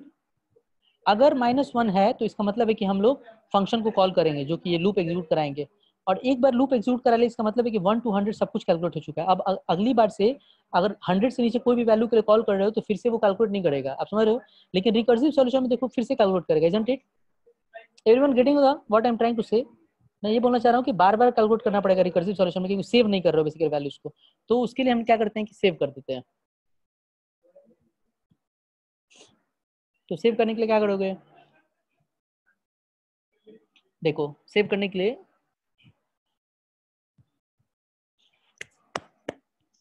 लिए और इसी को मेमोराइजेशन कॉन्सेप्ट बोला जाता है बेसिकली, राइट? जिसके बारे में बहुत हाइप है. तो सेव करने के लिए हम क्या करेंगे कि इफ जैसे यहाँ पे रिटर्न कर रहे हैं ना, सेव भी करते जाएंगे. देखो मैं बता रहा हूँ कैसे.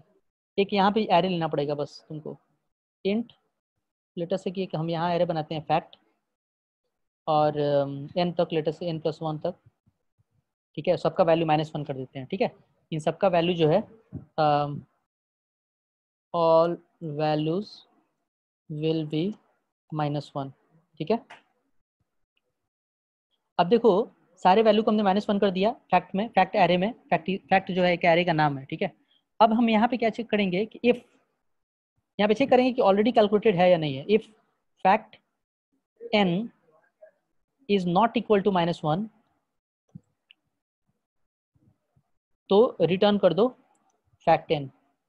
आप समझ रहे हो मैं क्या बोल रहा हूँ? मैं बोल रहा हूँ कि ऑलरेडी वो कैलकुलेट हो चुका है, यानी कि अगर नहीं है मतलब कि -1 अगर वैल्यू है तो इसका मतलब कैलकुलेट नहीं हुआ, तो यहाँ पे करो. और जब भी कैलकुलेट करो तो उसको वहीं पे वो भी कर दो, मतलब असाइन भी कर दो. तो मैं ये बोल रहा हूँ कि फैक्ट, ध्यान से देखो इस कोड को, मेमोराइजेशन का यही कॉन्सेप्ट है. मैं बहुत सिंपल एग्जांपल लिया हूँ. I think sir it will automatically, someone asked me the question that I think sir it will automatically store in stack and return it. It will store in stack, but आप समझे नहीं मैं क्या बोलना चाह रहा हूँ निशान? मैं ये बोलना चाह रहा हूँ कि लेटर से 100 वैल्यू है तो बारी बारी से सबके लिए कॉल करोगे, तो अगर ऐसे सेव नहीं कर रहे हो रिकर्सिव सॉल्यूशन में तो आप 100 टाइम्स कॉल करोगे पूरा. मतलब कि एक बार अगर एग्जीक्यूट करने में 100 तक का इटरेशन था या 100 तक का रिकर्जन था तो हर बार 100 तक का रिकर्जन होगा. लेकिन अगर ऐसे सेव कर दोगे, ठीक है, तो फिर 100 का रिकर्जन हर बार नहीं चलेगा, पहले वो चेक कर लेगा. मतलब कि मैं बेसिकली क्या बोलना चाह रहा हूँ कि 100 का अगर फैक्टोरियल कैलकुलेट कर लिए हो तो अगली बार 50 का अगर तुमको फैक्टोरियल चाहिए आपको, तो 50 का फैक्टोरियल फिर से कैलकुलेट नहीं होगा. वो चूंकि ऑलरेडी सेव्ड है उसमें तो वो खट से दे देगा. मतलब मैं बोलना चाह रहा हूँ रिकर्जन कॉल नहीं होगा, वो यहीं से रिटर्न हो जाएगा basically. It will not go on further execution basically. It will be returning from here itself because you have already calculated it. The value of fact 100, fact 50 is not, it will not be equal to -1. Did you get Nishant? Otherwise you please mention. I will repeat it once again. If you did not get it. समझ रहे हो मैं क्या बोल रहा हूँ? मतलब मैं बोल रहा हूँ कि एक बार के लिए सही है, एक बार के लिए तो दोनों प्रॉब्लम नहीं है। अगर मान लो कि 100 टाइम्स कॉल करना है तो उसमें से ऐसा हो सकता है कि बहुत बार रिपीटेड चीजें कॉल होगी। मतलब आप 50 कॉल कर दिए, फिर लेटर से 49 कॉल कर रहे हो, तो 49 के लिए फिर से 1 to 49 फैक्टोरियल कैलकुलेट, जबकि जरूरत नहीं है, क्योंकि 50 के समय अगर सेव कर देते तो 49 already you got it, right? तो उस सेंस में मैं बोलना चाह रहा हूँ। अब देखो ये बहुत सिंपल प्रॉब्लम था, ठीक है। हाँ, तो मेमोइजेशन देखो इसी कॉन्सेप्ट को बोला जाता है। मेमोइजेशन किस कॉन्सेप्ट को बोला जाता है? कि आप उस वैल्यू को सेव करते जाओ ताकि दोबारा रिपीट नहीं करना पड़े। मतलब एक सब प्रॉब्लम को फिर से कैलकुलेट करने की जरूरत नहीं पड़े। अगर एक बार सब प्रॉब्लम सॉल्व हो गया है तो नेक्स्ट टाइम से वो सब प्रॉब्लम फिर से सॉल्व मत हो, ठीक है। तो देखो ये इफ कंडीशन लगाना पड़ा आपको मेमोइजेशन के लिए, और यहाँ पे सेव करना पड़ा आपको, ये होता है मेमोइजेशन। तो वही है, मतलब मेमोइजेशन में आपको, अब देखो टाइम कम्प्लेक्सिटी, इन दोनों का टाइम कम्प्लेक्सिटी सेम ही होगा लगभग, लेकिन इसको बोलते हैं मेमोइज्ड रिकर्सिव सॉल्यूशन। ये सिंपल रिकर्सिव सॉल्यूशन नहीं है, ये मेमोइज्ड रिकर्सिव सॉल्यूशन है, ठीक है। और ये हुआ आपको बॉटम अप। आप किसी से भी इंप्लीमेंट कर सकते हो। इनफैक्ट रिकर्सिव इंप्लीमेंट करना ज्यादा इजी होता है। आपको जान के हैरानी होगी, लोग बोलते हैं ना रिकर्जन बहुत टफ होता है। आपको जब क्यों इजी होगा रिकर्जन इंप्लीमेंट करना? क्योंकि डायनामिक प्रोग्रामिंग प्रॉब्लम सॉल्व करने का पहला स्टेप क्या है कि आपको ऐसा एक इक्वेशन लिखना पड़ेगा, और the moment you right instruction you can just copy paste it in your recursive solution. एकदम मतलब एकदम आपको याद होना चाहिए फॉर्मेट। बेसिकली रिकर्जन में कैसे करते हैं मेमोरी सॉल्यूशन में, कि पहले एक लूप एक वेक्टर बना लो, उसमें सारा वैल्यू -1 कर लो, फिर उसको चेक करो, अगर पहले से वो सब प्रॉब्लम ऑलरेडी कैलकुलेटेड है तो उसका वैल्यू रिटर्न कर दो, अगर नहीं कैलकुलेटेड तो हम बेस केस लिख दो। बेस केस लिखने के बाद वो फंक्शन को which one has less time complexity. Good question निशान। तो देखो दोनों का टाइम कम्प्लेक्सिटी सेम है, लेकिन लेकिन चूंकि ये जो है इम्प्लिसिट रिकर्जन को कॉल कर रहा है, तो यानी कि इम्प्लिसिटली कुछ स्टैक और स्टैक का ऑपरेशन भी होगा, इजंट इट, राइट? क्योंकि आप देखो रिकर्जन यहाँ तो कॉल कर ही रहे हो ना, तो स्टैक का ऑपरेशन अंदर स्टैक को यूज करेगा। लेकिन इस केस में क्या है कि कुछ अंदर यूज नहीं कर रहा है, जो है जैसा है सब कुछ आप लिख दियो इटरेटिव ऑर्डर में। तो थोड़ा सा टाइम कम्प्लेक्सिटी जो आप बोल सकते हो, कि ये बहुत लोगों का डाउट होता है एक्चुअली कॉम्पिटिटिव प्रोग्रामिंग में, कि सर मतलब कि रिकर्सिव सॉल्यूशन थोड़ा मतलब कि लेस परफॉर्मेंट होता है, लेकिन ऐसा नहीं है। रिकर्सिव सॉल्यूशन लेस परफॉर्मेंट होता है, लेकिन आप मेमोइजेशन अगर कर देते हो तो after memoization it will not become less performant actually, it is kind of as good as tabular approach, लेकिन थोड़ा सा का डिफरेंस होता है, थोड़ा सा का डिफरेंस होता है, मतलब बहुत वो माइनर डिफरेंस होता है। तो मेरे को अभी तक जितना भी डायनेमिक प्रोग्रामिंग सॉल्व किया हूँ प्रॉब्लम, ठीक है, उसमें ऐसा कभी नहीं हुआ है कि मेमोइज रिकर्सिव सॉल्यूशन टाइम आउट हो गया, मतलब कि टाइम लिमिट एक्सीडेड हो जा रहा है, लेकिन टैबुलर सॉल्यूशन वर्क कर रहा है। अगर टैबुलर सॉल्यूशन वर्क कर रहा है तो इतना ज्यादा मतलब कि वो लोग फोकस नहीं करता है इस बात पे कि मतलब कि कुछ मिली सेकंड का अगर डिफरेंस है तो उतना चलता है।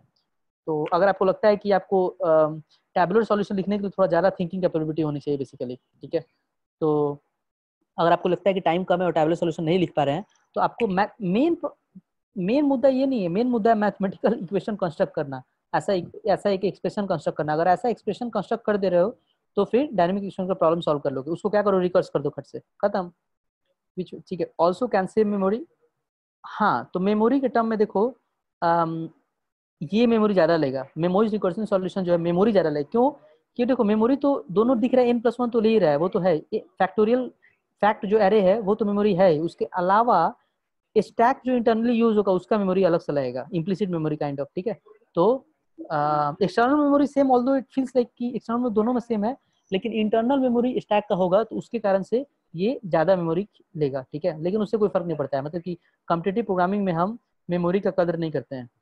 यही तो मैं बता रहा था, सॉफ्टवेयर प्रोग्रामिंग प्रैक्टिस में मेमोरी का बहुत इंपॉर्टेंस होता है, लेकिन कॉम्पिटिटिव प्रोग्रामिंग में मेमोरी को उतना ध्यान नहीं देते हैं, तो इसीलिए टाइम कॉम्प्लेक्सिटी पे मेन ध्यान रहता है। सब कुछ समझ गया दोनों प्रॉब्लम? किसी को कोई भी डाउट हो तो प्लीज पूछो, क्योंकि अब हम एक और क्वेश्चन पे अटेम्प्ट करेंगे जो कि बहुत अच्छा क्वेश्चन है। Please sir, is all DP question need math equation? देखो सारे डीपी क्वेश्चन जो है वो कोई ना कोई इक्वेशन तो नीड करेंगे, भले उसको मैथमेटिकल बोलो या ना बोलो। मतलब इस टाइप का कोई ना कोई रिकर्सिव आपको लिखना पड़ेगा, इस टाइप का आपको कोई ना कोई रिकर्सिव इक्वेशन टाइप का आपको लिखना पड़ेगा। समझ रहे हो हिमांशु? ऐसा कुछ लिखोगे तभी तो रिकर्स करोगे ना। डायनेमिक प्रोग्रामिंग का मतलब ही होता है कि सब प्रॉब्लम को यूज करते हुए आपको एक नया मतलब कि बड़ा सा प्रॉब्लम को सॉल्व करना है, राइट? तो आप लिंक नहीं, एक्चुअली यहाँ पे क्या कर रहे हो, आप लिंक कर रहे हो बेसिकली, सब प्रॉब्लम को मेन प्रॉब्लम से लिंक कर रहे हो, राइट?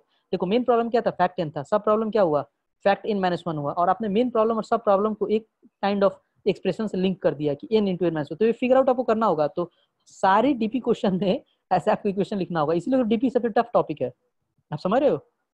डीपी इसलिए लोग भाग जाते हैं डीपी से, क्योंकि डीपी में इक्वेशन लिखना पड़ता है और इक्वेशन फंस सकता है कभी भी, मतलब क्वेश्चन पर डिपेंड करता है। ठीक है, any other question?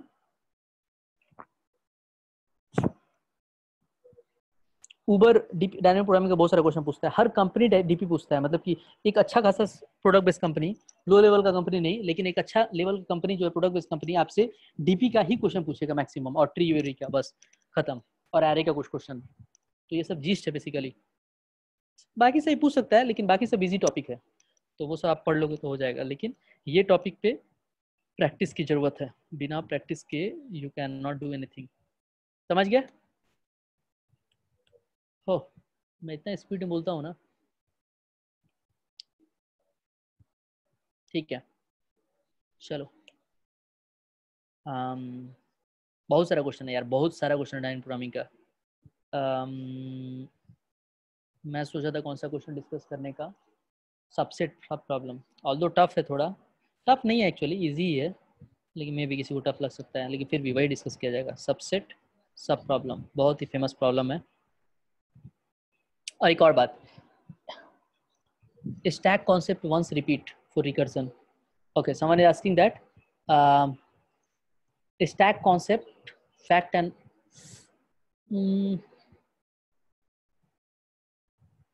stack concept line number. Tell me the just exact line number, code line number. Stack concept once repeat. अच्छा, स्टैक कॉन्सेप्ट रिकर्जन बोल रहे हो। देखो मैं ये बोल रहा हूँ कि स्टैक को तो कॉल कर ही रहे हो ना। फैक्ट देखो, फंक्शन का नाम क्या था, इसमें एक फंक्शन लिख रहे हैं, उसको बार बार कॉल कर रहे हैं। फैक्ट नाम का एक फंक्शन ही।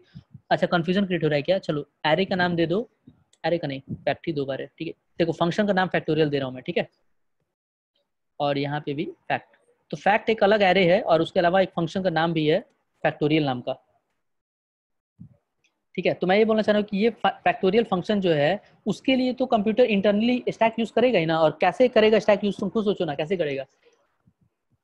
एक स्टैक यूज करेगा जिसमें एक फंक्शन कॉल के लिए क्या क्या रिक्वायरमेंट, पैरामीटर रिक्वायरमेंट है, रिटर्न टाइप रिक्वायरमेंट है, ठीक है, और बस और क्या, पैरामीटर चाहिए, रिटर्न चाहिए, हो गया, वो फंक्शन कंप्लीट हो गया। उसका कोड चाहिए पूरा पूरा। तो फैक्ट एरे तो है, वो तो अलग चीज़ है। और फंक्शन कॉल फैक्टोरियल है, ठीक है। तो अब पता नहीं कंप्यूटर कैसे यूज़ करेगा, दो स्टैक से यूज़ करेगा या एक ही से हो जाएगा उसका काम। खुद सोचो कि दो स्टैक की जरूरत पड़ेगा क्या?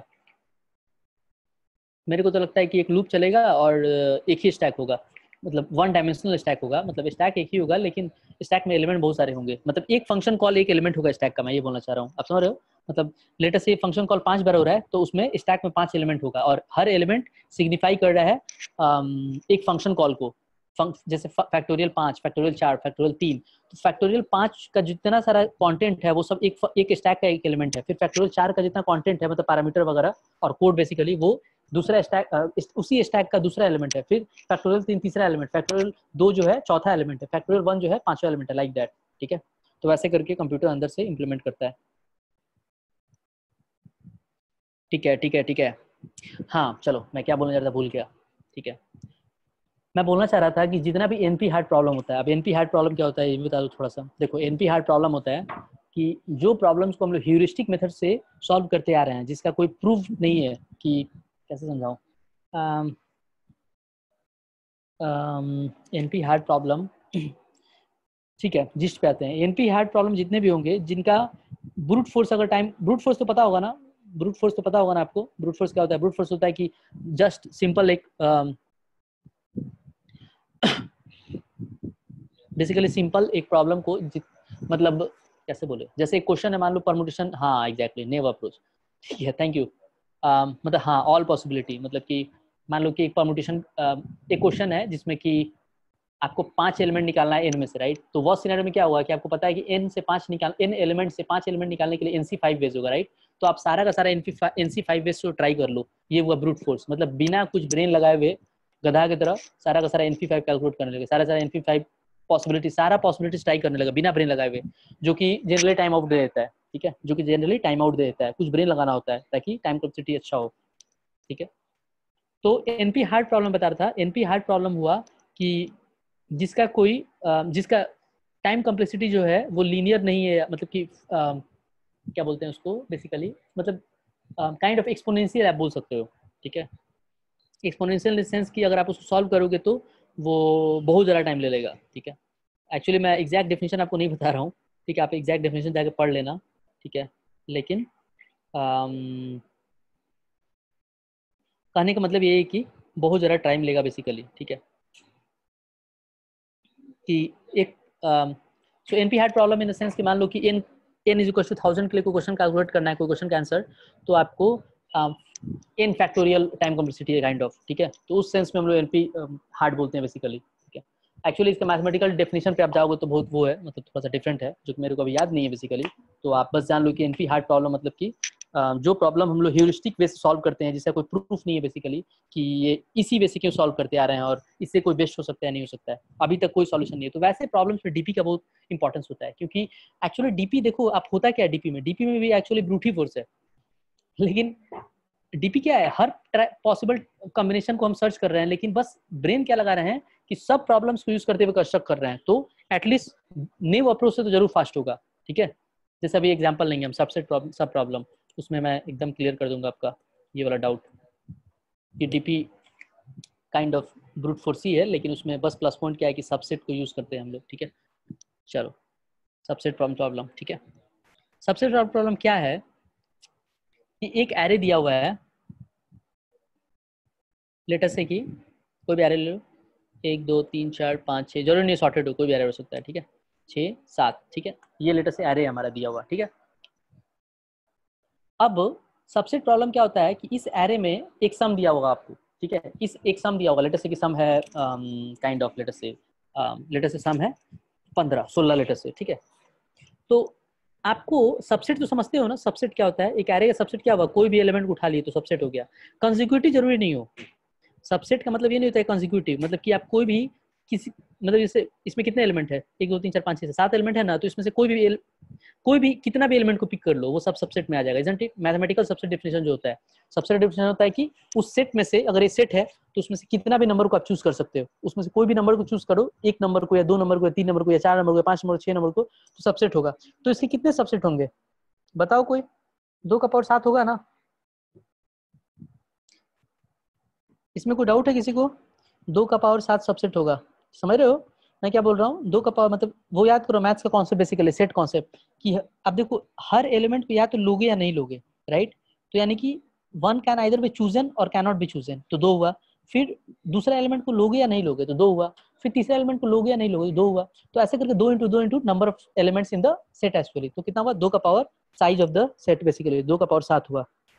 तो मैं ये बोलना चाह रहा हूँ कि सबसे सम प्रॉब्लम का मतलब होता है कि एक टारगेट एलिमेंट आपको दिया होगा और आपको बताना होगा कि हाँ ठीक है, आपको बताना होगा कि इसका कोई सबसेट ऐसा पॉसिबल नहीं है या नहीं है जिसको सम करने पे टारगेट एलिमेंट की वैल्यू आ जाए, बराबर आ जाए। फॉर एग्जांपल हम लेते हैं टारगेट को, हाँ हम टारगेट इज इक्वल टू ले लिए लेटर से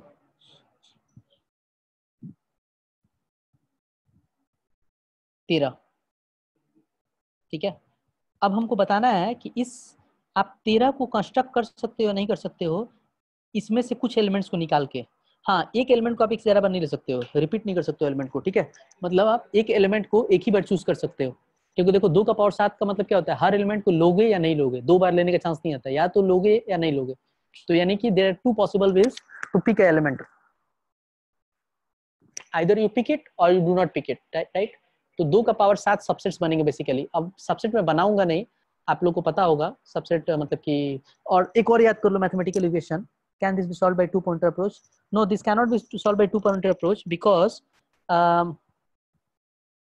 क्योंकि देखो 2 पॉइंटर अप्रोच क्या होता है, 2 पॉइंटर अप्रोच होता है कि हम लोग एक सॉर्टेड एरे है और उसमें एक स्टार्ट पे इंडेक्स स्टार्ट पे एक पॉइंटर रख रहे हैं, मतलब पॉइंटर मतलब कि एक वेरिएबल ले रहे हैं, ठीक है, और एक एंड पे पॉइंटर रख रहे हैं और दोनों को हम लोग घटाते चले जाते हैं। देखो ये प्रॉब्लम इसलिए आपको लग रहा है 2 पॉइंटर सॉल्व हो पाएगा क्योंकि ये सॉर्टेड एरे दिया हुआ है, लेकिन मैं बोल रहा हूँ कि सॉर्टेड जरूरी नहीं हो। चलो ऐसा ले लो,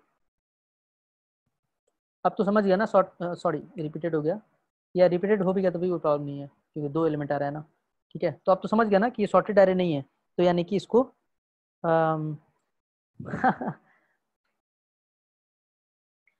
सबसेट सम प्रॉब्लम में देखो, अगर सॉर्ट कर दिए एलिमेंट को, ठीक है, और उसके बाद भी सॉल्व नहीं कर सकते हो एक्चुअली। क्यों नहीं सॉल्व कर सकते टू पॉइंटर से? देखो, टू पॉइंटर में क्या होता है कि हम लोग बस दो एलिमेंट निकालते हैं जिसका सम वैसा हो, राइट। लेकिन यहाँ पे कितना भी एलिमेंट हो सकता है, आप समझ रहे हो मैं क्या बोल रहा हूँ? मतलब कि ऐसा हो सकता है कि हम 3 एलिमेंट चूज कर रहे हैं जिसका सम 13, चलो ऐसे ले लो, गॉट इट ना? ठीक है, समझ गया, बच्चा समझ गया। तो मैं बोलना चाह रहा हूँ कि ऐसा हो सकता, जरूरी नहीं कि 2 एलिमेंट की बात हो रही है, कितना भी एलिमेंट लेके आप सम को टारगेट बना दो। तो सबसेट सम प्रॉब्लम का ये मीनिंग होता है कि एक सम दिया हुआ है आपको और उसमें एक एरे में से सबसेट निकालना है जिसका सम जो है उस, जिसका कैलकुलेशन का मतलब कि समेशन जो है उस सम के बराबर हो, ठीक है। तो देखो, एक तरीका क्या है, फर्स्ट ब्रूट फोर्स अप्रोच। तो मैं क्यों बोल रहा था कि ये ब्रूट फोर्स जैसा है लेकिन ब्रूट फोर्स नहीं है, मतलब ये न्यू अप्रोच जैसा दिखता है लेकिन डायनामिक प्रोग्रामिंग न्यू अप्रोच नहीं है। क्योंकि देखो, न्यू अप्रोच क्या होगा, 2 का पावर 7, 2 का पावर 7 पॉसिबल वो है, पॉसिबिलिटीज है, राइट। सारे के साथ नंबर ऑफ सबसेट कितने होंगे इसमें, 2 का पावर 7 सबसेट होगा। तो 2 का पावर 7 सबसेट को आपको मतलब कि मतलब देखना पड़ेगा आपको पता करने के लिए कि ब्रूट फोर्स अप्रोच तो ही होगा ना। Anyone any doubt about this statement? कि फर्स्ट सॉल्यूशन मैंने बता दिया कि सारे very basic solution try and check every, no sir, it's clear, yeah, wow. So anyone is having any doubt about this first solution, please post in the chat box. Try and check every subset, यानी कि 2 का power 7 यानी कि 8 actually, तो यानी कि 64 बार हमको 64 subset आएंगे। तो 64 सबसेट को हम लोग को देखना होगा कि किसी सबसेट का सम जो है वो 13 आ रहा है या नहीं हो रहा है। तो ये हुआ ये सॉल्यूशन। तो इसका टाइम कॉम्प्लेक्सिटी कितना हुआ, 2 का पावर n, समझ गया, 2 का पावर n, हाँ एक्सपोनेंशियल, गुड, ठीक है। तो ये फर्स्ट सॉल्यूशन हुआ। चलो अब सेकंड सॉल्यूशन में देखते हैं। Actually competitive programming point of view से ये भी एक बहुत फेमस क्वेश्चन है। ये ब्रूट फोर्स भले ही देखने में ब्रूट फोर्स लग रहा है लेकिन इजी नहीं है। आपको बोलूंगा अभी पावर शीट निकालने के लिए तो आप फंस सकते हो, बहुत सारे लड़के फंस जाएंगे जो कॉम्पिटिटिव प्रोग्रामिंग बहुत नहीं किए। तो वो मैं अभी डिस्कस नहीं कर सकता हूँ, वो एक अलग क्वेश्चन है जो कि बहुत अच्छा क्वेश्चन है। जस्ट मैं आपको बता रहा हूँ कि आपको पावर सेट निकालने आना चाहिए। एक बहुत अच्छा सॉल्यूशन होता है पावर सेट निकालने का, एक टेक्निक है बेसिकली कि हम लोग एक फॉर लूप चलाते हैं और देखो उसका हिंट देते हैं, वो समझ ही नहीं पाओगे, मतलब बहुत प्रॉब्लम हो आपको समझने में अगर आप कंप्यूटर प्रोग्रामिंग नहीं किए हो तो। हाँ एग्जैक्टली, बिट मास्किंग यूज करते हैं हम लोग। मतलब हम लोग क्या करते हैं ना, जैसे मान लो कि इसमें 7 एलिमेंट है, एक हटा देता हूँ, ठीक है, 7 एलिमेंट है। तो हम लोग क्या करते हैं ना कि 7 लेते हैं, ठीक है। 7 बाइनरी में कितना होगा, जस्ट आपको मैं हिंट देता हूँ क्योंकि ये बहुत अच्छा चीज है, सबको पता होना चाहिए बिट मास्किंग, थोड़ा बहुत बेसिक्स एटलीस्ट। 7 का बाइनरी कितना होगा, जल्दी बोलो सब। Please write in chat box what is the binary value of 7, right? It is 111, right? So so the value is 111. So देखो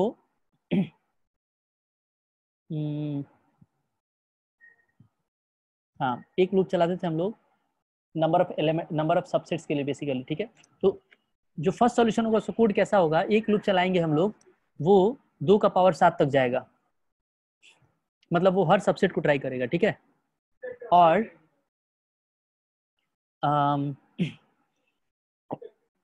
दूसरा लूप चलेगा, रिकर्सिव लूप चलेगा, ठीक है, मतलब रिकर्सिव नहीं बोलना चाहिए, ठीक है, जो भी दूसरा लूप चलेगा वो चेक करेगा कि इस पर्टिकुलर सबसेट में, तो वो पर्टिकुलर सबसेट कैसे निकालोगे। देखो 2 का पावर 7 है, मतलब कि i इज इक्वल टू 0 से लेकर 2 मतलब 7 वैल्यू तो चलेगा, मतलब 2 राइट से, या ट्रू एक्चुअली।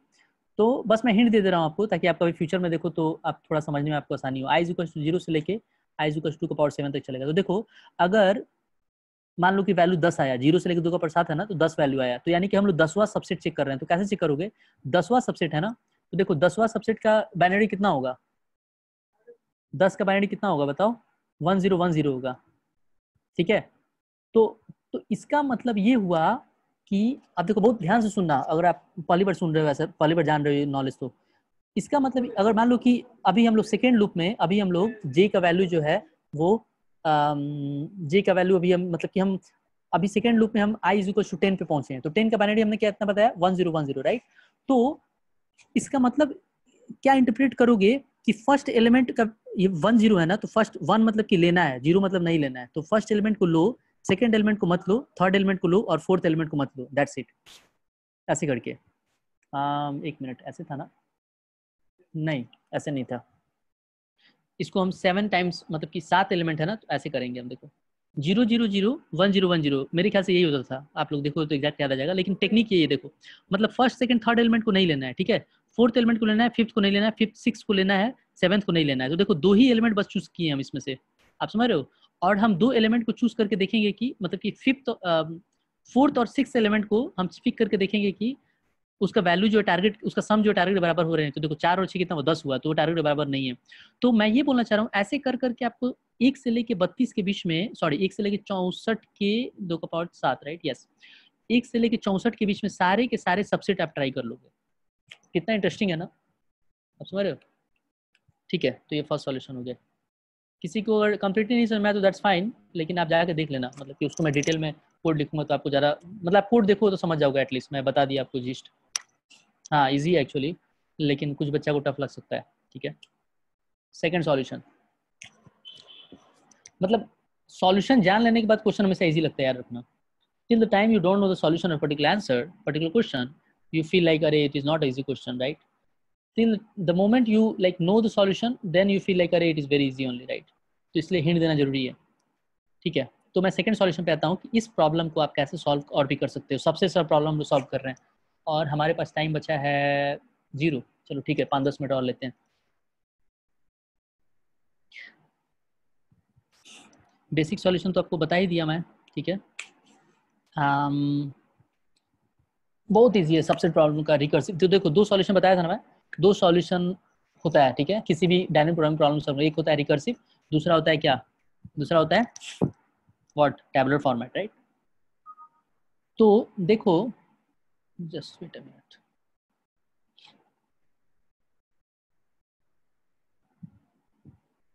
हाँ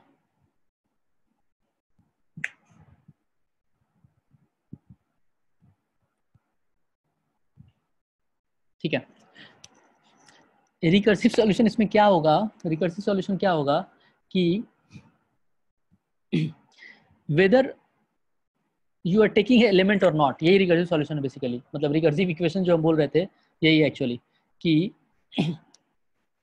चलो लिख ही देता हूँ।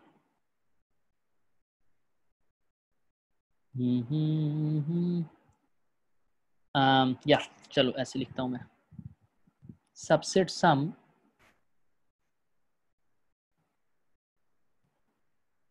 is subset sum is subset, let us say function का नाम हमारा है सबसेट सम। खुद सोचो पहले, मैं चाहता हूँ कि आप लोग थोड़ा सा सोचो, कोड लिखते लिखते समझा दो। Don't worry, in case I am not able to complete in this lecture actually this question and other questions also, this topic is so important that I'll be taking the next session also on this only, right? So no worries about that. So yeah, I just want you to take 1 minute and please write the solution, the expression basically in this one. What will be the expression? Let us say we are having subset sum और एक array दिया होगा। देखो इसमें 2 होगा, मतलब कि मान लो कि एक एरे दिया होगा, ठीक है? ये सब पैरामीटर है बेसिकली, राइट? और एक एरे दिया होगा और क्या होगा? एक टारगेट दिया होगा जो कि हम सम बोल रहे हैं, या टारगेट जो भी, ठीक है? तो सम ले लो, यहाँ पे भी सम लिख दो टारगेट की जगह पे, ठीक है? एक सम दिया होगा। Please right, please think something. Subset array comma अगर सम दिया हुआ है तो रिकर्सिव इक्वेशन क्या होगा? बहुत इजी है।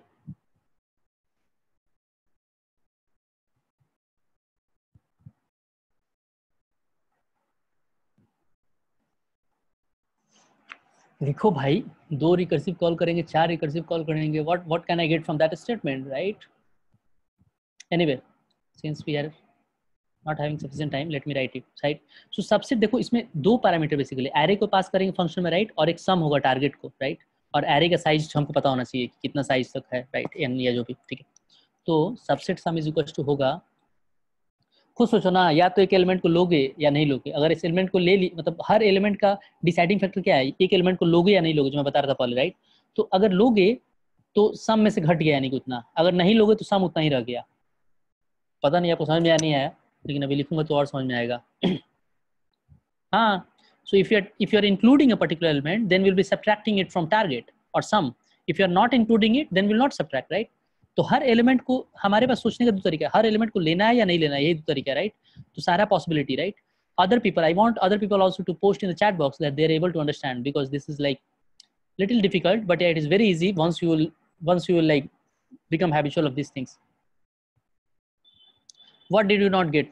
निशान, मैं फिर से बोल रहा हूँ, देखो रिकर्सिव जो मैं बोल रहा था कि एक मैथमेटिकल इक्वेशन लिखना होगा, तो इसमें क्या होगा, आप सोचो ना कि एक आपको करना क्या है, बेसिकली एक प्रॉब्लम को तोड़ना है सब प्रॉब्लम्स में, और सब प्रॉब्लम्स को यूज करके प्रॉब्लम बनाना है, राइट? तो देखो मैं सबसेट, एक प्रॉब्लम है सबसेट सम, उसमें एक एरे दिया हुआ और एक सम दिया हुआ है, इसको मैं सब प्रॉब्लम में तोड़ना चाह रहा हूँ। तो सब प्रॉब्लम में तोड़ना चाह रहा हूँ मतलब क्या है कि सम को घटाते जाओगे, मतलब कि समझ रहे हो ना, मतलब कि सम लेटर से 100 है, तो इसको सोचना है आपको 100 से लोअर वैल्यूज के लिए, मतलब अगर सम 100 है, लेटर से सम 100 नहीं है, 13 है, राइट? तो मैं भी बोल रहा हूँ कि 13 आपको निकालना है, तो आपको ब्रेन लगाना हो कैसे हम इसको 13 से 1 to 12 में रिलेट करते हैं। इतना समझ में आया? ये लाइन समझ में आ रहा है? बहुत बच्चा का तरह समझा रहा हूँ मैं ये बोलना चाह रहा हूँ कि subset sum, if you want to calculate subset sum function for a particular sum, so what I mean to say is that कि sum is 13, right? So sum is 13, so what I mean to say that you try to link the value of 13, basically the value of sum, in terms of other sub problem. तो सब problem क्या होगा, 0 to 12, right? Similar factorial case में अगर n इसको 100 निकालना है तो 0 to 99 निकालना होगा पहले, ठीक है? तो मैं बोल रहा हूँ सबसेट, अब देखो अब मैं लिख रहा हूँ, बहुत मतलब अच्छा है ये, मतलब कि तो क्या होगा, एरे तो वैसे ही रहेगा, जाहिर सी बात है, ठीक है? और अब देखो, अगर मानो कि एक एलिमेंट को हम इंक्लूड कर रहे हैं, अगर सॉरी एक एलिमेंट को हम एक्सक्लूड कर रहे हैं, अगर मान लो कि फर्स्ट एलिमेंट की बात कर रहे हैं, तो इस अगर फर्स्ट एलिमेंट को अगर हम नहीं ले रहे हैं, ये सारे एलिमेंट के लिए रिकर्सिव सॉल्यूशन है, तो सम ही रह जाएगा अगर हम नहीं ले रहे हैं तो, राइट? अगर हम इसको इंक्लूड कर रहे हैं तब प्रॉब्लम होगा। सम हटा दो यार, लिखने में प्रॉब्लम होगा। सबसेट एरे तो एरे ही रहेगा, ठीक है? और ये मैं बोलना चाह रहा हूँ कि सम, और उसमें से जो एलिमेंट, मतलब एरे में से जो एलिमेंट की बात हो रही है, लेट अस से कि आई ले लो, ठीक है? उस वैल्यू को हम घटा देंगे। आप समझ रहे हो? चलो यहाँ भी एक आई ले लो कि हम आईएथ एलिमेंट की बात कर रहे हैं, और ऐसे सब एलिमेंट पे करना पड़ेगा हमको। यहाँ पे एक आई इंडेक्स ले लो, ठीक है? फॉर ऑल समझ रहे हो ना, वो एक उल्टा करके लिखा जाता है, ठीक है, मैथमेटिकल इक्वेशन नोटेशन में, लेकिन यहाँ पे मैं मैथमेटिकल की बजाय डायरेक्टली फॉर ऑल लिख रहा हूँ, ठीक है? फॉर ऑल आई, आपको ऐसा करना होगा। आप समझ गए? आप समझ गए ना मैं क्या बोल रहा हूँ? कि यहाँ भी आई लगा लो, हर आई के लिए, हर एलिमेंट के लिए आपको ऐसे ही आपको ब्रेन लगाना हर डायनेमिक प्रोग्रामिंग प्रॉब्लम में, और आपको पता, मतलब हर एलिमेंट के लिए बेसिकली इस क्वेश्चन में आपको सोचना होगा कि उस एलिमेंट को ले रहे हैं या नहीं ले रहे हैं। अगर ले रहे हो तो ये आंसर होगा, ठीक है? और अगर सॉरी अगर ले रहे हो तो ये वाला सेकंड पार्ट होगा, अगर नहीं ले रहे हो तो ये होगा, यही दो केस में से होगा ना। तो इन दोनों में से बेसिकली किसी एक को भी एग्जीक्यूट कराना होगा और देखना होगा कि वो आ रहा है या नहीं आ रहा है, ठीक है? तो क्वेश्चन एक्चुअली क्या है, देखो क्वेश्चन है कि ऐसा पॉसिबल है नहीं, यस और नो आंसर देना है, तो इसलिए हम लोग ये ऑपरेटर लगाए यहाँ पे। अब आप लोग सोच रहे हो कि मतलब और क्यों लगाए यहाँ पे, तो और इसलिए लगाए हैं क्योंकि फॉल्स और ट्रू मिलके क्या बनता है, और ऑपरेटर है तो फॉल्स और ट्रू, बाइनरी ऑपरेशन में फॉल्स और ट्रू मिलके ट्रू बनता है, राइट? तो दोनों में से कोई भी एक सही हो जाएगा तो यानी कि आंसर हमारा सही हो जाएगा, राइट? तो इसलिए मैं बोल रहा हूँ कि या तो उसको लेने पे सही हो जाए या उसको नहीं लेने पे सही हो जाए, यही दोनों में से कोई होगा। तो एक्चुअली हम लोग सारा पॉसिबल केसेस देख रहे हैं, लेकिन बस वही है कि एकदम नए अप्रोच नहीं लगा रहे हैं। डायनेमिक अभी बताएंगे कि कैसे फायदेमंद होगा, एक्चुअली ये भी नई अप्रोच ही बोलेंगे इसको एनपी हाइड प्रॉब्लम्स के लिए, लेकिन इसका टाइम कॉम्प्लेक्सिटी कम आएगा, 2 का पावर से, एक्सपोनेंशियल टाइम कॉम्प्लेक्सिटी नहीं हो जाएगा, समझ रहे हो? इसका time complexity kind of linear मतलब इक्वेशन में आ जाएगा, एक्सपोनेंशियल नहीं रहेगा, एक्सपोनेंशियल से बहुत कम टाइम से रहेगा। अब देखो बेस केसेस लिखना होता है, which is a very very important concept in writing a DP, right?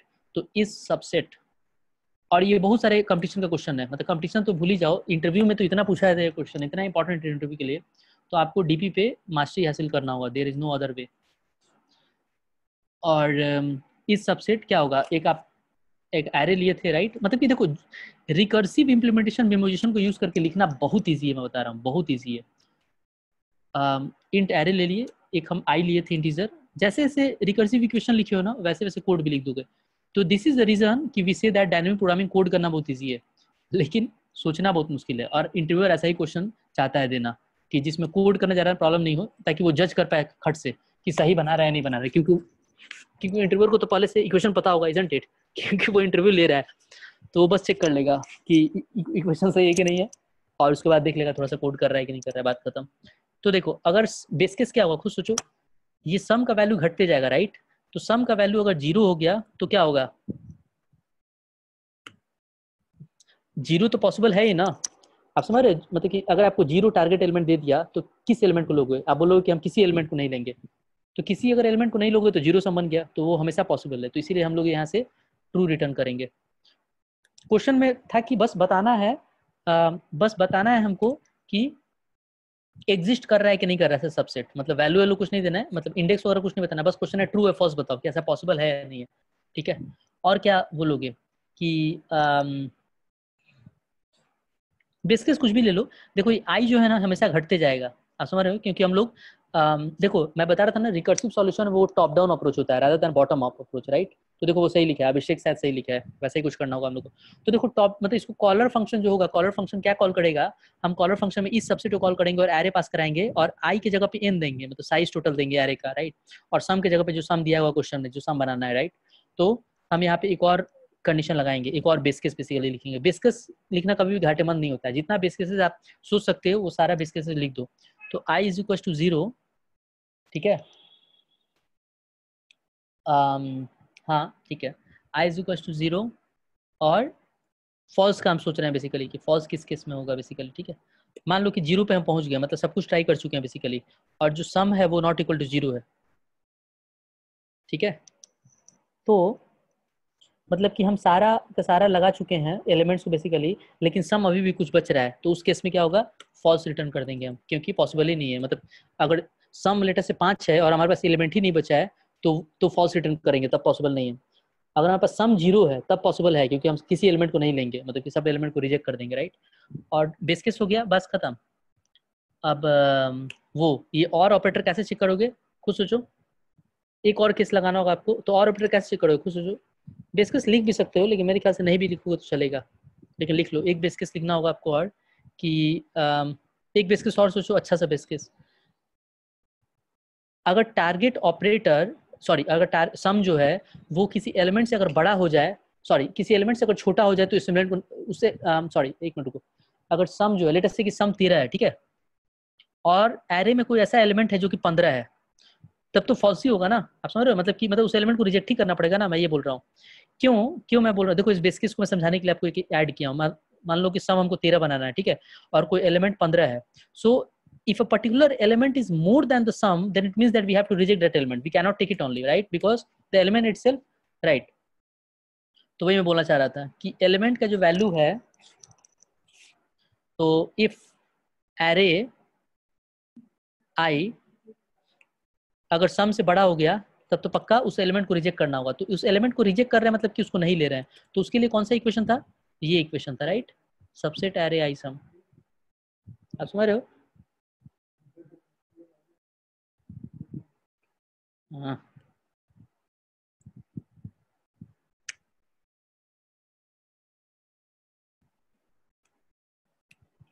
Return subset array आई सम, ठीक है? ये ऐसा होगा अगर हमारा वो नहीं है, तो अगर सम मतलब कि ये बेस केस हो गया, आप सिंपली उस इक्वेशन को चुपचाप से प्रिंट कर दो। यहाँ पे कहाँ गया, ये इक्वेशन को उठाओ और पेस्ट कर दो।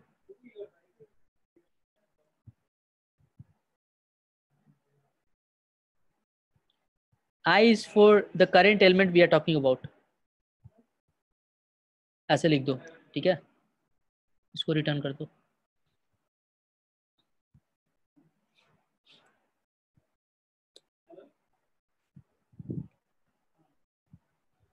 समझ गए?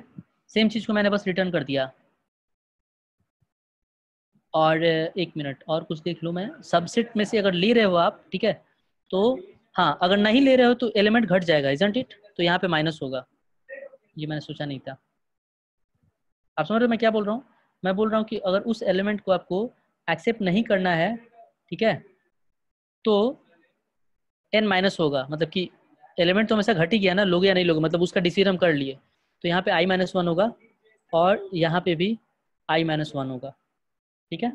मतलब उस एलिमेंट का डिसीजन हम ले चुके हैं बेसिकली, कहने का मतलब है, ठीक है। तो यहाँ भी सबसेट जब रिकर्जन कॉल करेंगे तो i माइनस वन, और मतलब उस एलिमेंट का डिसीजन हम कर लिए, क्या किए, एक में लिए एक में नहीं लिए, एक्सेप्टेंस और रिजेक्टेंस। हम ठीक है। तो देखो इसका जो कॉलर फंक्शन होगा वो काइंड ऑफ ऐसा होगा, ये तो फॉर्म वो हो गया, ठीक है। इसका जो कॉलर फंक्शन होगा वो कैसे होगा, खुद सोचो। हम लोग कॉल करेंगे सबसेट फंक्शन को, और क्या पास करेंगे बताओ, जितना भी, एक तो एरे के पास करेंगे ही, ठीक है, एरे पास कर दिए, और क्या पास करोगे, साइज पास करोगे, जितना उसका साइज है, मान लो लेटेस्ट इसमें 7 साइज था, राइट, तो हम लोग 7 पास करेंगे यहाँ पे, ठीक है, काइंड ऑफ 7, या देख लेना, मतलब थोड़ा सा एडजस्ट कर सकते हो, मतलब कि इंडेक्स कहीं आपको एक इधर उधर एडजस्ट करना होगा इंडेक्स वाइज, ठीक है, तो इंडेक्स देख लेना अपना। तो ये कॉलर फंक्शन होगा, इस फंक्शन को कॉल करेंगे ऐसे हम, आप समझ रहे हो, कॉलर फंक्शन। एक चीज और समझा लूँ उसके बाद मैं आता हूँ।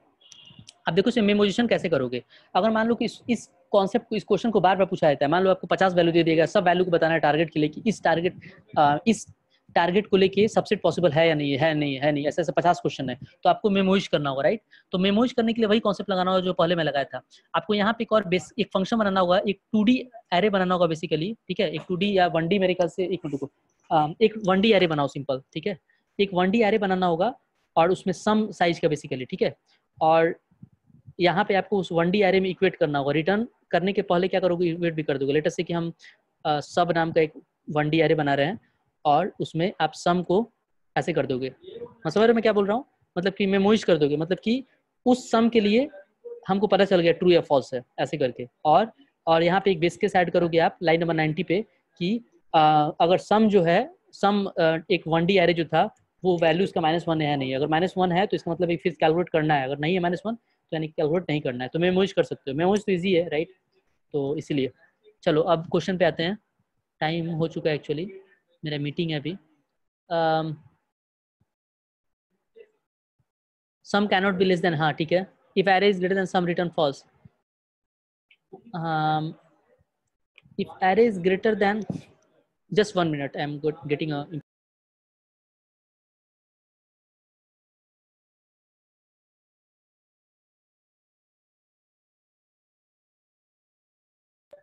yeah. So someone is posted if array is greater than some return false, if array is some return false, नहीं हम, ये तो सब प्रॉब्लम है ना, मैं ये बोलना चाह रहा हूँ कि मान लो कि, हाँ शायद आप सही हो, शायद आप सही हो, the one who has posted if array is greater than some return false,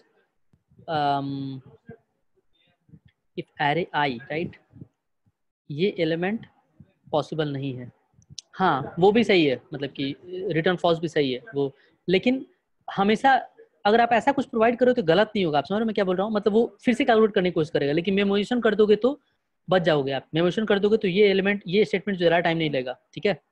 this first statement was for यतीस बेसिकली, ठीक है। What if there is negative element, negative element है तो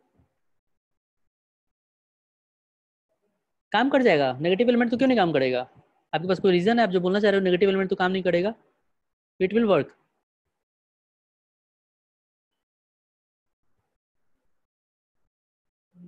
नहीं लेकिन नेगेटिव, एक मिनट रुको सोचने दो, नेगेटिव एलिमेंट अगर होगा,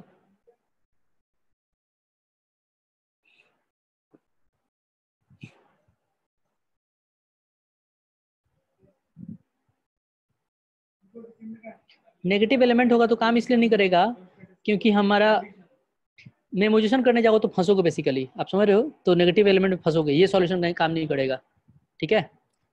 Who asked this question? Neeraj asked this question. So if there are negative elements, right, the memoization concept will incur a value where index will become negative. So it will be troublesome actually. तो negative element के लिए आपको कुछ और brain लगाना होगा, मतलब थोड़ा सा मेमोराइजेशन का आपको देखना होगा। और याद रखना इंटरव्यू में कभी भी रिकर्सिव सॉल्यूशन पोस्ट मत करना, मतलब कि मेमोराइजेशन लगा के पोस्ट करना अगर करना ही है तो, दे एक्सपेक्ट कि हम लोग बॉटम अप अप्रोच लिखें, लेकिन अगर बॉटम अप्रोच लिखने में आपको प्रॉब्लम है तो आप रिकर्सिवली लिखो, लेकिन मेमोरिजेशन जरूर कर देना। नहीं तो जैसे रिकर्सिव लिखोगे ना, सामने वाले इंटरव्यू बोलेगा कि अरे this is having exponential time complexity, तो आप उसको बता सकते हो कि मेमोरिजेशन करेंगे हम। ठीक है, ठीक है, चलो आप एरे को पीछे सिंक, हाँ मैं पीछे सिंक कर रहा हूँ। इक्वेशन समझा दो। इक्वेशन देखो, इक्वेशन ये है कि हर एलिमेंट को या तो लोगे या नहीं लोगे। ठीक है, तो देखो ये इक्वेशन देखो, सबसेट एरे, एरे तो सेम ही रहेगा, आई मतलब आई एलिमेंट की बात कर रहे हैं, डिसीजन आई एलिमेंट का इस इक्वेशन से बन रहा है, और ऐसा ऐसा हमको हर आई के लिए ट्राई करना है, मतलब हर एलिमेंट को ट्राई करना है, राइट। तो या तो एक, तो यही तो है, मतलब डायनामिक प्रोग्रामिंग का जिस्ट यही है, आपको ऐसे ही इक्वेशन सोचना पड़ेगा बेसिकली, और इसमें फंसोगे आप। तो एक एलिमेंट को लोगे या नहीं लोगे, वेदर यू टेक इट और not, right. So this expression stands for you are not taking a particular element, so you are not taking ith element. If you are not taking ith element, that means that you are, you have done with the ith element first thing, so therefore I minus 1, and sum is not going to change because you are not including this element. Now what if I want to include this element? So since you have decided for this element, so therefore I minus 1, and then you have included this element, therefore sum minus rai, right? So this was the explanation. आप शुरू में ही check कर रहे हो, हाँ या true, अच्छा हाँ मैं शुरू में चेक कर रहा हूँ, लेकिन वो दूसरा Yatish, that is a different condition, I am not checking the condition which you are mentioning earlier, I am checking in start, but that is a different constraint. Abhishek is saying that statement की जरूरत नहीं है n-1, which statement you are saying n-1, I don't see any n third if, yeah of course there is no need actually, but yeah you are true actually, that is what I said to Yatish, that is true, but you know what, it is always a good practice to write as many base cases as you think, मतलब उससे कुछ घाटा नहीं होगा, लेकिन लेकिन अगर आपको कुछ प्रॉब्लम होगा ना बाद में, तो अगर बेस केसेस नहीं लिखे हो तो फंस सकते हो आप, लेकिन अगर बेस केस सही से लिख दिए हो, मतलब बहुत जरा बेस लिखने घाटा कभी नहीं होगा, याद रखना। अगर आप मेमोरिजेशन कर रहे हो तो फायदा ही होगा। एक और बात, अगर आप बहुत जरा बेस केसेस लिख रहे हो ना, तो आपको प्रॉब्लम ज्यादा समझ में आएगा एक्चुअली। आप समझ रहे हो मैं क्या बोलना चाह रहा हूँ, आपको समझाने की कोशिश कर रहा हूँ। मैं बोलना चाह रहा हूँ कि अगर बेस केसेस आप बहुत जरा निकाल ले रहे हो, तो आपको आपको आप क्वेश्चन को मिसअंडरस्टूड नहीं करोगे, आप क्वेश्चन को भली भांति समझोगे कि हाँ इस शुरू के 2 3 4 वैल्यू के लिए निकाल कर देना, so it is always a good practice.